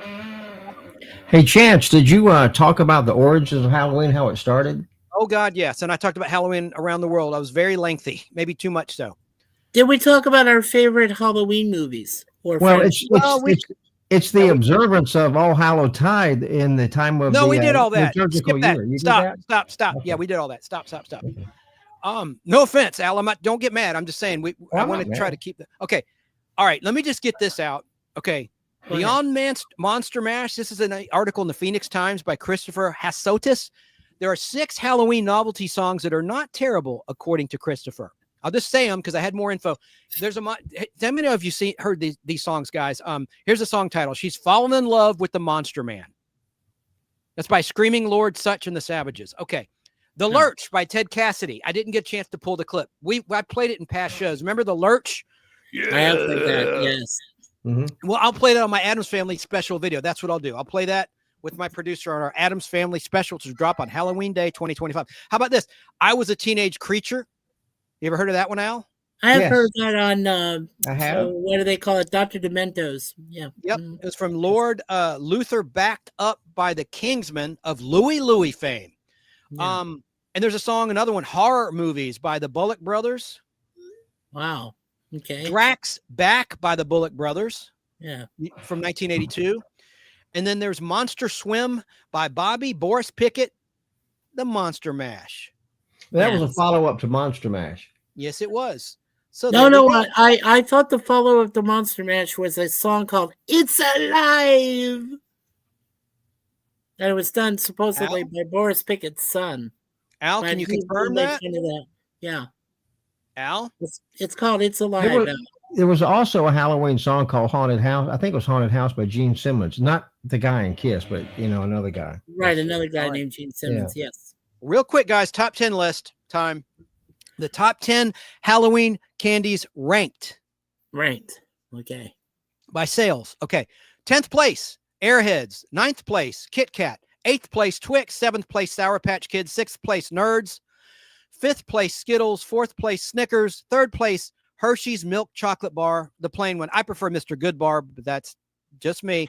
2nd place, M&M's. What do you think is number 1? What's the number 1 Halloween candy by sales? What? Candy corn? Joe, what'd you say? He said candy corn. Oh. I already said Skittles. That's 5th place. M&M's 2nd place. You weren't listening. It's okay, brother. I'll just tell you, because we're running out of time. Reese's Peanut Butter Cups is number 1. Oh, wow. Reese's, yeah. And they have cool commercials during Halloween on television, too. Yeah, they do. They do. I'll save some of this for next time. Real quick, by state. Okay, let me just tell you by state what sells the best. Sweet Tarts, which I like, have a small presence in the Midwest and Western states, with New Mexico, Oklahoma, South Dakota, and Utah claiming this sweet and tangy treat as their number 1 Halloween candy. But Nice. Reese's Treats still reign supreme in 14 states, including Delaware, Indiana, Kentucky, Maine, New Hampshire, New Jersey, South Dakota, Ohio, Oregon, Pennsylvania, Virginia, Vermont, West Virginia, and Wyoming. Right. And Reese's Pieces is still popular too. Yep, and it was introduced in what? E.T., the extra. Yeah, after E.T., the extraterrestrial. Yes. And then, all right, the next most preferred candy sees favor in fewer than half the number of states that Reese's claims. Sweet Smiles are dominant in the South and Midwest, with Alabama, Arkansas, Kansas, Louisiana, Mississippi, and Tennessee calling it their favorite candy. What the hell is that? Sweet Smiles? Sweet Smiles. Have you heard of that? I've never heard of that. I have not heard of that. No. Could be is it a hard candy? It's like, I don't know. I'll look it up. Look it up, everybody in the chat. Okay, so how about this? I've never liked licorice. You guys may disagree, and that's fine. I've never liked it. But Twizzlers have a concentrated presence in the northern Midwest states, including Illinois, Michigan, Missouri, New York, and Wisconsin. And its cousin treat, Red Vines, is the favorite of Arizona, Mikey, your former state, Idaho, and Montana. And the Red Vines, by the way, they did have another flavor they did specifically for Halloween, and it was a red vine colored with a orange and with a yellow dye. I got 2 minutes. That were the perfect 2 colors for Halloween. So. Okay, a few different candies are vied by 3 states each. Snickers is number 1 in California, Maryland, and Nevada. Nice. And I've never heard of this candy, Trolli, Trolli. What the hell is that? It's number 1 in my state, Georgia. What's Trolli? I never heard of Trolli. Never heard of it. This could be a BS article I found. Trolli is reigning supreme in Georgia, Rhode Island, and Texas. And then Laffy Taffy is number 1 in Iowa, Minnesota, and Nebraska. And then Hershey's Milk Chocolate Bars are favored in both North and South Carolina. Your home state, North Carolina, Al Hardy. Yep. Yeah. I like Hershey's dark chocolate. And so does my mom. The remaining states are singular with their candy preferences. Alaska prefers Nerds. Massachusetts likes Airheads. Nerds. Hawaii likes Cadbury. Now, by the way, Cadbury in England makes the Marathon bar, which was discontinued in 1981. It's a braided chocolate over caramel bar. I loved it as a little kid. Yes. Natalie, I'm old. But I had these imported before the tariffs from England. I have a 5-pack in my refrigerator of these. It's called the Whirly Curly Bar in England. by Cadbury. And it's the same formula as the Marathon bar in the U.S. that was disbanded decades ago. Love it. In Colorado, Haribo, the gummy bears are number one. They probably put weed in them in Colorado. Sorry, family show. Not kids, of course. I'm talking adults. I'm sorry. Trying to be funny. When I try to be funny, I never am. All right. In Florida, Skittles are number one. In Connecticut, Sour Patch Kids are number one. And then in Washington, Twix are number one. Washington State in the Pacific Northwest. Oh, yeah. They're big on Twix. Yeah. Real quick, across Alabama, Arkansas, Mississippi, Louisiana, Tennessee. Oh, I already said that. Sweet Smiles. It's a bargain-friendly brand mixing gummies and chocolate. So that's what Sweet Smiles are. It rules the candy bowl in true Southern style. Value and generosity meet in fistfuls, like fistfulradio.com, of Halloween treats. Cool. And then, yeah, all right. So I said that. So they called the South the Chewy Belt because of those trolley gummies that dominate in Georgia. Well, Georgia's the only Southern state, so I don't know why they call it. Okay, anyway, I digress. So I think I covered pretty much all of those states. I think you did. Oh, it's 8:01. I'm 1 minute over. Hey, bear with me, Natalie. She's gonna get on my butt. Okay. We did the top 10 candies, fellas. And oh crap, let me make sure I got all my clips done. Oh, my dead body story. I'll save it for next year. Well, Joe hung up just as well. We're out of time. Okay. I told you a story about Bobbing Bob. When I was 13, I'm in the state of Maine, and a poor guy had drowned on the 4th of July. He was drunk, and his friends reported him missing, and they never found the body. It gets to be Friday the 13th. My older cousins start spooking the hell out of me, going, and then the next day, the body turned up, and the police asked if they could dredge their pond. My mom's older sister and her husband own a lot of property in the state of Maine across from a pond, and they have a little island, right? And we were camping out on the island when my older cousin and his friend were trying to terrorize me and scare me. He said, "He's coming out of the water tonight, Chance. He's going to kill you when you sleep." So the body turned up, and they pulled him up onto my aunt and uncle's dock. The cops asked permission. "Hey, can we bring the body up here?" And they said yes. And it was bloated. One of his hands was gnawed to the skull, to the skeleton. I mean, the metatarpals, and it was disgusting. And I took a picture of it. My aunt Jan said, "Chance, you don't take a picture of that." I said, "I got to show my friend Danny back home." And she was horrified. And she goes, "You're going to be cursed." So that's the Reader's Digest version of my story. But I told it in my Halloween 2023 story in great detail, which is on my YouTube channel if you want to look it up and hear the full version. Nice. I think I linked the actual. I had a trivia game. It's too easy. You guys would ace it. I had 4 classic TV themes that are spooky in nature, and I wanted you to guess the show. It's too easy. I'll play one, and then we gotta get out of here. Let's see. So next time we could do our top 5 Halloween films of all time. Next time, yeah, we can. That's fine. Top 10 Hollywood films. Al would like that, wouldn't you? Oh yeah.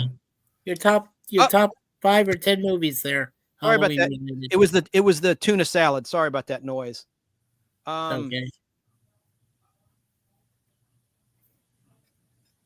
Okay. All right. Now I have one thing to play. I'm going to play just one of the TV clips. This is so super easy. Yeah. If I can find it, it should be right here. Yeah.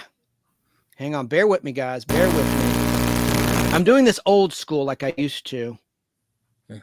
You don't have it on your computer? No, I'm doing it through my phone, my friend.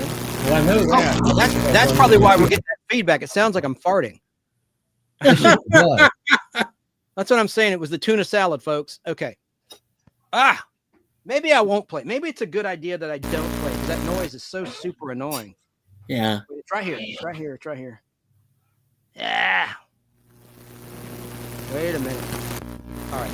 I can't take that. And it's so easy. You'll nail it. I had it pulled right up. Guys, say something. What's y'all's favorite Halloween candy? Y'all, I sound like such a hillbilly. Almond Joy. Oh, that's an interesting pick. What about you, Mikey? Mars bars. Oh. Mars. That's an interesting pick. I don't think I can find those down here. We have them up here. Up in Canada? That's cool. Yeah. Mars. Yeah. Well, That'll be the day when I can find this clip. That'll be the day. I can't believe I can't find it. Had it all loaded up. I'm just stopping the show, wasting even more time. I'm so bad. All right. I think I've got it. I just can't give up. By the way, the nostalgic toy of the week, you'll like this, Mikey, is Mattel Electronics Football. Remember that? Nice. I found my brother owned one. Yes. I'm going to play one for Al Hardy's benefit because he loves this show. You guys, tell me, and you'll probably know it too. What is this TV show? Was it playing? I don't hear it. All right, hang on, guys. Here it comes.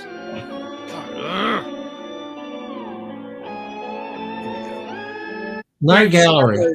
Dark Shadows. Here it comes. Here it comes. That's Night Gallery. Nope. Can you hear it? Dark Shadows. Don't hear it. Do you hear it, Mikey? I heard the first one you did. Well, the first one you did, I believe, was Dark Shadow.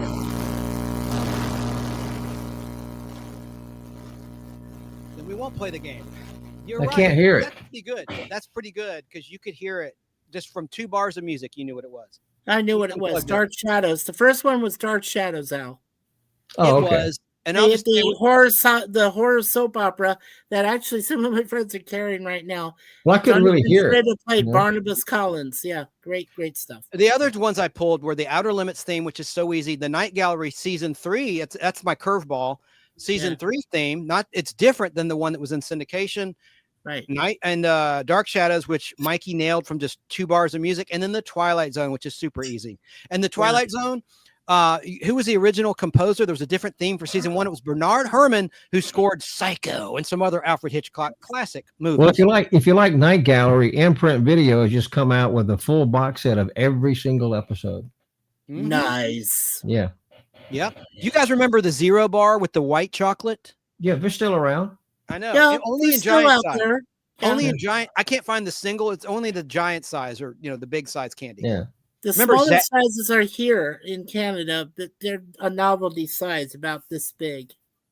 Remember Zagnut? I never could get the Clark bar, the Zagnut, and the Butterfinger bar were kind of similar. It always stick to your teeth, Would it not? Well, the other one when you talked about remember Heath bars? The Laffy Taffy was the one that would stick to your teeth. Yes. They were also notorious for breaking a lot of people's braces when they wore braces.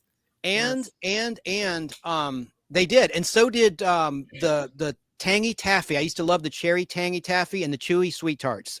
And I had a retainer and braces, and boy, I got in trouble with my orthodontist and my folks for bending that metal. Yeah, that's not good. Yeah. Remember the Fifth Avenue bar? They used to have almonds in it, and then they got rid of the almonds. Yes, I remember. Okay, let me see what else I had, and then I'm gonna belay my Ouija board story. I'll save it for next year. I just went a little long. Mikey and I are motor mouse. I love it, and it eats the clock, doesn't it? When we get going, that's why it's 10 after 8. Yes, it does. I know, but I'm trying to do. Again, I apologize, but again, I know you were an hour into, and I apologize for being late. So I'm so sorry. It's not your fault. There was confusion. Okay, I've got to do my fake rant of the week really quickly, and then we'll go because it's important. I want people that are on my Facebook to know the real deal, and I'll be very, very brief, and I have some images, but I got to play my little graphic for my segment. It's time for Chance's fake rant of the week, but it's a real rant this time. Hey!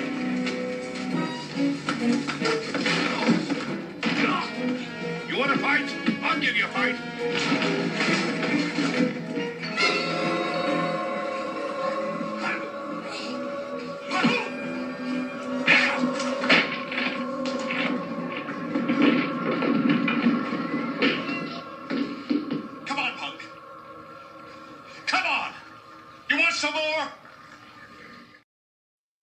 Some more. Okay, what happened was, this is last Tuesday, I fell for the oldest hacker trick in the book.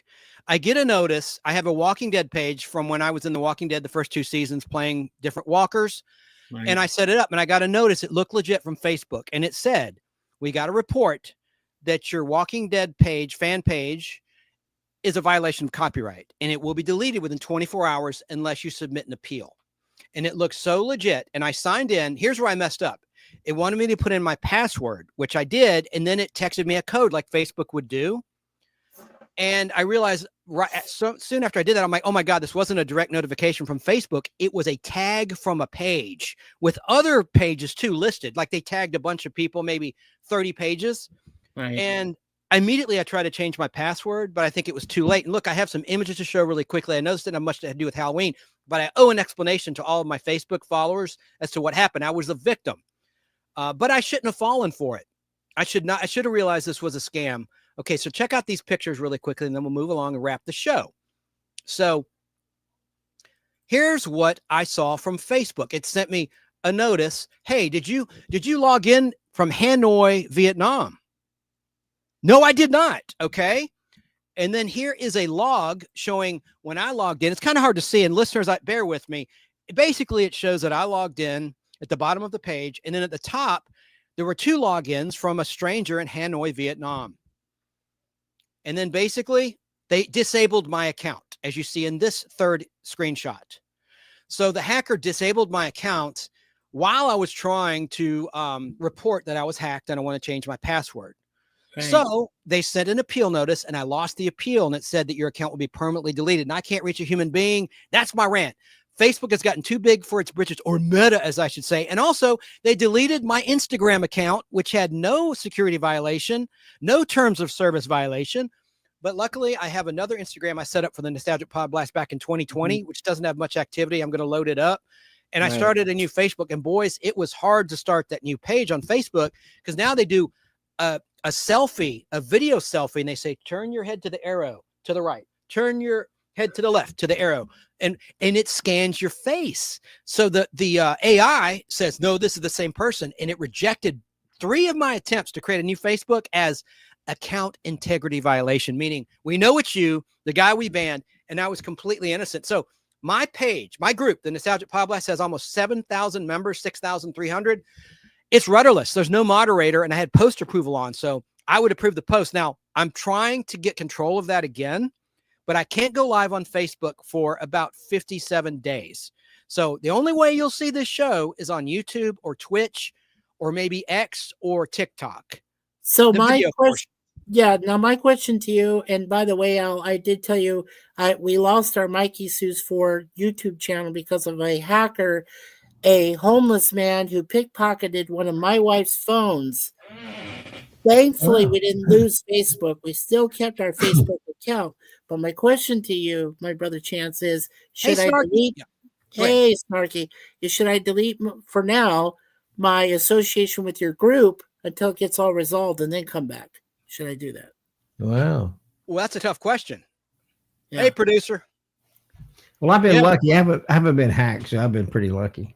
Well, I shouldn't have put in my password. I know better, because I saw that a week ago and I thought this is BS. And I was tired and I said, maybe this is real, but I'm an educated man, and I know it didn't come directly from Facebook. It was a tag. And I noticed that right after I put it, and it looked so legit. Well, they make it look so real. So I will do this as an assistant brother and helping Chance out here. Any of my friends, if any of you are listening to this on Facebook, I will leave it up to you to make up your own mind.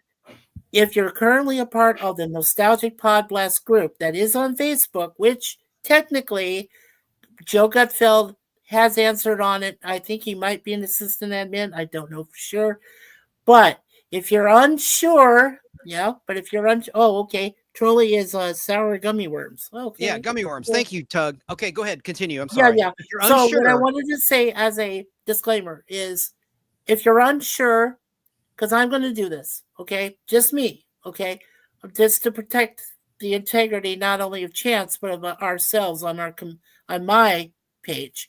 So if you want to delete yourself from the group now, when Chance gives you the chance, or sorry, pun intended, maybe. When Chance gives you the opportunity to have you rejoin the group, then rejoin it. That way you'll know that the integrity of that group is solid and secure. So just, but I leave it up to you folks out there that are already members of. Well, right now the Facebook page is dormant. It's just there. It's dormant. It's there though, thank God. You know why? Because Tom Williams. All right, originally Al and I started the show on June 15th, 2019. Right. Tom started the group in September 2019 when he joined the show. Right. And then we kind of went our own separate ways, creative differences, and that's fine. But if I had created that page, it'd be gone. Everything I ever posted since 2008 to now is gone, except for my post on Fistful of Radio and the Space Giants. I was made a moderator of the Space Giants Facebook page. And so all that's still up. But thank God, guys, I did save some of my posts and put on YouTube in the community post now called Post. So, I saved maybe a third of my pictures and articles. And I talked to BK on the air, Barry King. He's going to be live, by the way, 9 p.m. to midnight on WBHF with his annual Halloween special. He can't do it Friday because he normally been Halloween night. It's high school football time and their station plays high school football. But he said, if this happens to me, I'm done with Facebook. And he says, you need to get a website. And he's right. He says, I'm in the process of getting a website to document. And I wrote most of these articles myself. It wasn't a cut and paste job. So, but I'm turning the corner. My producer has me reeled in and said, this is actually could be a good thing. Look positive. You're going to branch out to TikTok and we're going to do new things. You're going to grow the show to a new audience and your existing audience, and relax. Chance. It'll be fine. Go to GoDaddy and set up a website. Yeah. Yeah. So are you saying that, well, okay, again, as I just previously mentioned, that is up to you, fellow Facebook members and group members of the Nostalgic Podblast channel on Facebook. Do what you want to do there. But as long as Chance has said that it is a Tom Williams creation and that it still exists, we should be okay. But again, I was the only moderator. See, he can't do anything. I'm the only moderator. So now there's no moderator to approve posts. Anyway, no one cares. It's Halloween show. By the way, not my Space Giants. Well, Tracy, the Space Giants are fine. I don't know if you misheard me. My posts are still in the Space Giants Facebook page, the largest one on Facebook, and on Fistful of Radio. The station that covers this show. You're probably listening. Some of you might be listening right now on Fistful of Radio on Saturday or Sunday. We're live, but this will replay on Fistful of Radio Monday night, Wednesday night, and then Saturday and Sunday at 2 p.m. Eastern time, the Halloween special leading up to Halloween. And as well as Apple Podcasts. So all that survives. And Facebook isn't paying me. So, and plus they delete. Well, they delete the videos after 30 days anyway. That was a real irritant. That started last June, and I thought, why would they do that? Through Facebook. And they also deleted I already said that, my main Instagram. Okay. Okay. Happy time. I'm back to happy time. Happy mood. It's Halloween time. We're all good. Halloween time. Halloween. Again, we're going to drop on Halloween an Addams Family retrospective with my new producer, Natalie. It's going to be awesome. There she is. And we're going to do it as a live premiere. So I'll be live chatting if you want to check it out. And let me just scan and make sure I covered everything in this condensed version of my Halloween special, our Halloween special, I should say. And I'm so glad that you could join us, Mikey. I thought you would be confused and you might think I blocked you, which I would never do. Some people thought that found me and said, why'd you block me? No. I talked to my wife and she says, no, Chance wouldn't do that. It had to have been a problem. Something internal, something that happened. So correct. And it happened to us. It happened to you. So yes. And this is a Halloween word. The nostalgic word or expression of the week is spook. And the origin of the word spook, like Three Stooges Spooks, a 3D Halloween short that Al knows very well. I have it on 16mm film. The word spook comes from the Dutch word for apparition or specter. The noun was first used in English around the turn of the 19th century, and over the next few decades, it developed other forms like spooky, spookish, and of course, the verb to spook. There you go. There you go. Let me just see if there's anything else. And okay, I'm sorry, guys. As I said, the next time we can do whatever the next podblast is, we can discuss our favorite Halloween movies of all time. Yep. And I got a quick, here's 11 questions. This is our taglines trivia game for Halloween. Candy and chewing gum Halloween taglines. And I have a prize in here. Here's an easy one. Number 1, taste the rainbow. What is that candy? What does that tagline refer to? Which candy is advertised with the slogan taste the rainbow? Skittles. Correct. Ding, ding, ding, ding, ding. Ah, okay. Right. Here's one. If you get this right, I'm going to move on. You only have 10 seconds because that's for the delay. Got to be quick because I'm running out of time. I'm already 19 minutes over what I promised producer Natalie. Makes mouths happy. That's a tagline for what candy? Makes mouths happy. And if you get it right, I will give you 5 grease or 5 no, I'll give you the season 2 on DVD of The Jeffersons. I want to mix it up because I know a lot of people like classic TV and a lot of people here can still play DVDs for goodness sakes. So I'm going to give you the complete second season of The Jeffersons. If you get that right, but the clock's ticking, don't Google cheat. Make mouths happy. And I'll do another prize one before the game's up.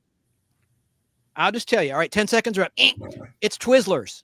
They make mouths happy, according to the advertising slogan. Ready for this one, guys?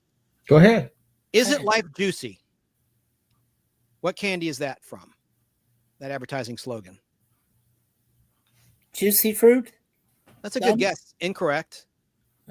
Al, do you have a guess? Isn't life juicy? So you know it's not a chocolate bar. That's a hint. It's not anything to do with chocolate or gum. It's not gum. I'll tell you, it's not bubble gum either. It's not a chocolate bar? No. Isn't life juicy? Geek guessed Twizzlers or Starburst. For Isn't Life Juicy? That's Starburst. Very good. Okay, Geek got that. Well, that wasn't a prize. I'll designate when there's a prize question. Okay. I should have. So only the Twizzlers one was a prize, and I don't think he said it in time. All right. Here's another one. Here's the slogan. What does this refer to? If he kissed you once, will he kiss you again? Mikey? Go ahead, Mikey. You guys on the panel can shout out. I'm not going to wait for the delay for chat because it's not a prize question. If he kissed you once, will he kiss you again? It's Thurs. It's Thurs. Oh, yeah, the mouth freshener. Yeah. Thanks. Number 5. This is easy. Cleans your teeth while it cleans your breath. It could be a gum. It could be a candy. I'm not saying which. And here's a hint. 4 out of 5 dentists recommend this gum. It's Dentine. Dentine. Way to go, Al Hardy. Yes. Way to go. Good job, Al. Yep. 4 out of 5 dentists recommend Dentine. The other dentist wants you to chew big league chew so you get cavities and can hire him or her to fix your face. By the way, about x-rays at the dentist, why do they put lead shielding over your heart and your guts, but no protection over your head where the x-rays are actually going to protect your brain where it's zapping? I mean, what's up with that? Anyway. To protect the rest of your body, I guess, from leaking radiation. Maybe you get brain cancer from that. But I got x-rays my last dental checkup. But you can also get brain cancer from cell phones. Thank you. You're very smart. Yes, and I was just about to say that. We're on the same page. Okay. Oh, this is so simple. How many licks does it take to get the center of a blank? Tootsie Roll. Tootsie Pop. A Tootsie Pop. Yes. Tootsie Roll is the chocolate. Okay. Question 7 of 11. Okay. Do you eat the red ones last? Okay, that's going to be a prize question, and I'll give a little more time. Lifesavers? First person to answer correctly in the chat and says claim will get season 2 of The Jeffersons by Norman Lear DVD. Only answer if you can play DVDs. I don't want to give it to someone that can't use it. I want someone to enjoy this that can still play that old technology. I should say nostalgic technology of DVDs and Blu-ray. Okay. Producer 25 says Tootsie Pop and I think he got it. M&M's. Do you eat the red ones last? Okay, yeah. I'm going to give you 5 more seconds. 5, 4, 3, 2, 1. Do you eat the red ones last? Is Smarties. Smarties. Which is our friend in Florida's favorite candy. She said so earlier in the chat. Tracy's Fractured Stream or YouTube channel. No, I eat those first. I eat the cherry ones first. Okay, so there was that one. I'll make this a prize question too, since no one's been awarded the DVD set. Put a blank blank in your mouth and get a bang out of life. That's an actual advertising slogan for a candy. It's not gum. It's a candy. It was also saying, put a bump in your mouth. Oh, you know what it is. Since it's a prize puzzle, don't answer yet, Mikey. I know you didn't. You're good. I'm not gonna. No. I'm gonna let the chat answer. Sure. Okay, let's give them a little time. That's question 8 of 11. Put a blank blank in your mouth and get a bang out of life. Please, no Google cheating. Yeah, and that was the hint. Is it was sun in the ad? So Yes. And blank blank is a hint too. Oh, of course. 5, 4, 3, 2, no 1. Another hint. I played a classic commercial with Kelly Harmon pitching this on television. It was Tic Tacs. Those were Tic Tacs. The Tic Tac girl, Kelly Harmon, who is Mark Harmon's younger sister. Mark Harmon, of course, is still on TV on CSI, and he's the husband of Pam Dauber from Mork and Mindy to this day. Correct. All right. Okay, another prize. Here's question 9 of 11. Another prize. First person to answer correctly in the chat. It says claim will get the season 2 DVD. Let's see if you know this one, Mikey. Love my blank and blank. Repeating, love my blank and blank. Love my blank and blank. It's a candy, not a gum. All right. Movie theaters would offer this at the concession stand. That's another hint. It's not popcorn, is it? No, it's a candy. I just said so silly. Candy and gum. And that popcorn doesn't have a slogan unless it's like Pop Secret or from Betty Crocker, you know, the stuff you get at the grocery store. Or what was the other? Orville Redenbacher. I think they had a slogan. All right. I'll just reveal it. Okay. Love my blank and blank. I don't like these. Good and plenty. Oh, Geek, I think, said it. Mike and Ike. You know, it's good and plenty. He's wrong anyway. Good and plenty. Aww. Here's an easy one. Question 10 of 11. Advertising slogan for what candy? The Fresh Maker. Go ahead and say it, panel. We're out of time. We're over time. Mentos, the Fresh Maker. Very good. Okay. But now, going back to the other one, I do believe that Unapologetic Pete did say good and plenty. If you look back on the chat there, Chance. Okay, well then Tug, I will send you, I think I still have your address in my email, the Jefferson Season 2. Way to go. But I'll offer this because I think I have 2 Season 2 Jeffersons DVD sets. Here's the last question. I'll make this a prize question. Here's the slogan. What gum or candy does this advertising slogan refer to? All right. Nobody's all one way. Nobody's all one way. No Google cheating. It's my only rule. I think I know. But I'll wait till the chat answers. Give it 5 seconds because we got to get out of here. 5, I know. 4, 3, 2, 1. Say it, Mikey. Is it Payday? No, sir. Oh, all right. It's a non-chocolate candy. Okay. Nobody's all one way. Nobody's all one way. All right. Time's up. It's Sweet Tarts, and I never saw much advertising for Sweet Tarts. Did you as a kid? Go ahead. No, I never would have guessed that. I know. Fresh Maker was everywhere. Mentos were everywhere. And Mentos. Europe. Yeah. Out of Europe. Mentos came in. Yeah, Mentos came in the regular white coating, but they also came in a pink coating. That's right. That's a trivia question too. If you That's right. catch that. So, I love the giant Sweet Tarts, the hard ones and the chewy ones. I love Me the too. cherry, lemon, and grape. Right? Me too. Yes. And by the way, shout out to Tangy Taffy and all of the damage it did to my braces as a kid. You know what you forgot from the Sweeties group there was the Pop Tops. Remember the little things that looked like they were a bottle cap? Bottle cap. That they were called bottle caps. The bottle caps. Yes. Yeah. Absolutely. And no, you're fine. That's and they still apply. There still are glass bottles you can find in your grocery store of pop or soda pop. Now, about the Tangy Taffy ruining my braces. If you're in England, braces are metal tracks that an orthodontist puts in your teeth to straighten them. That's a mean joke. And, you know, because they say that people in England all have bad teeth. I'm joking. Well, they used to call my braces train tracks. So I wonder what's running on the train tracks today.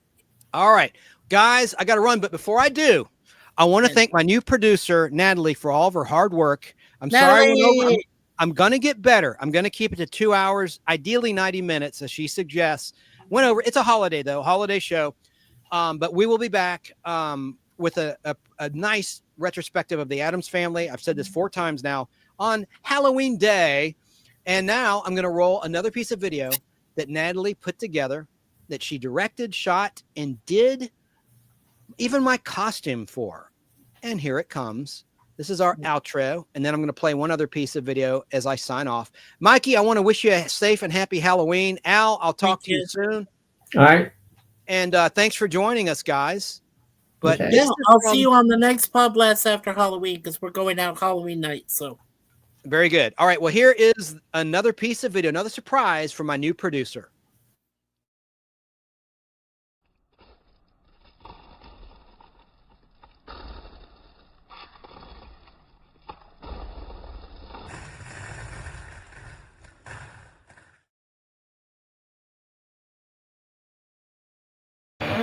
Thanks for watching, everybody. And we'll get to these other clips.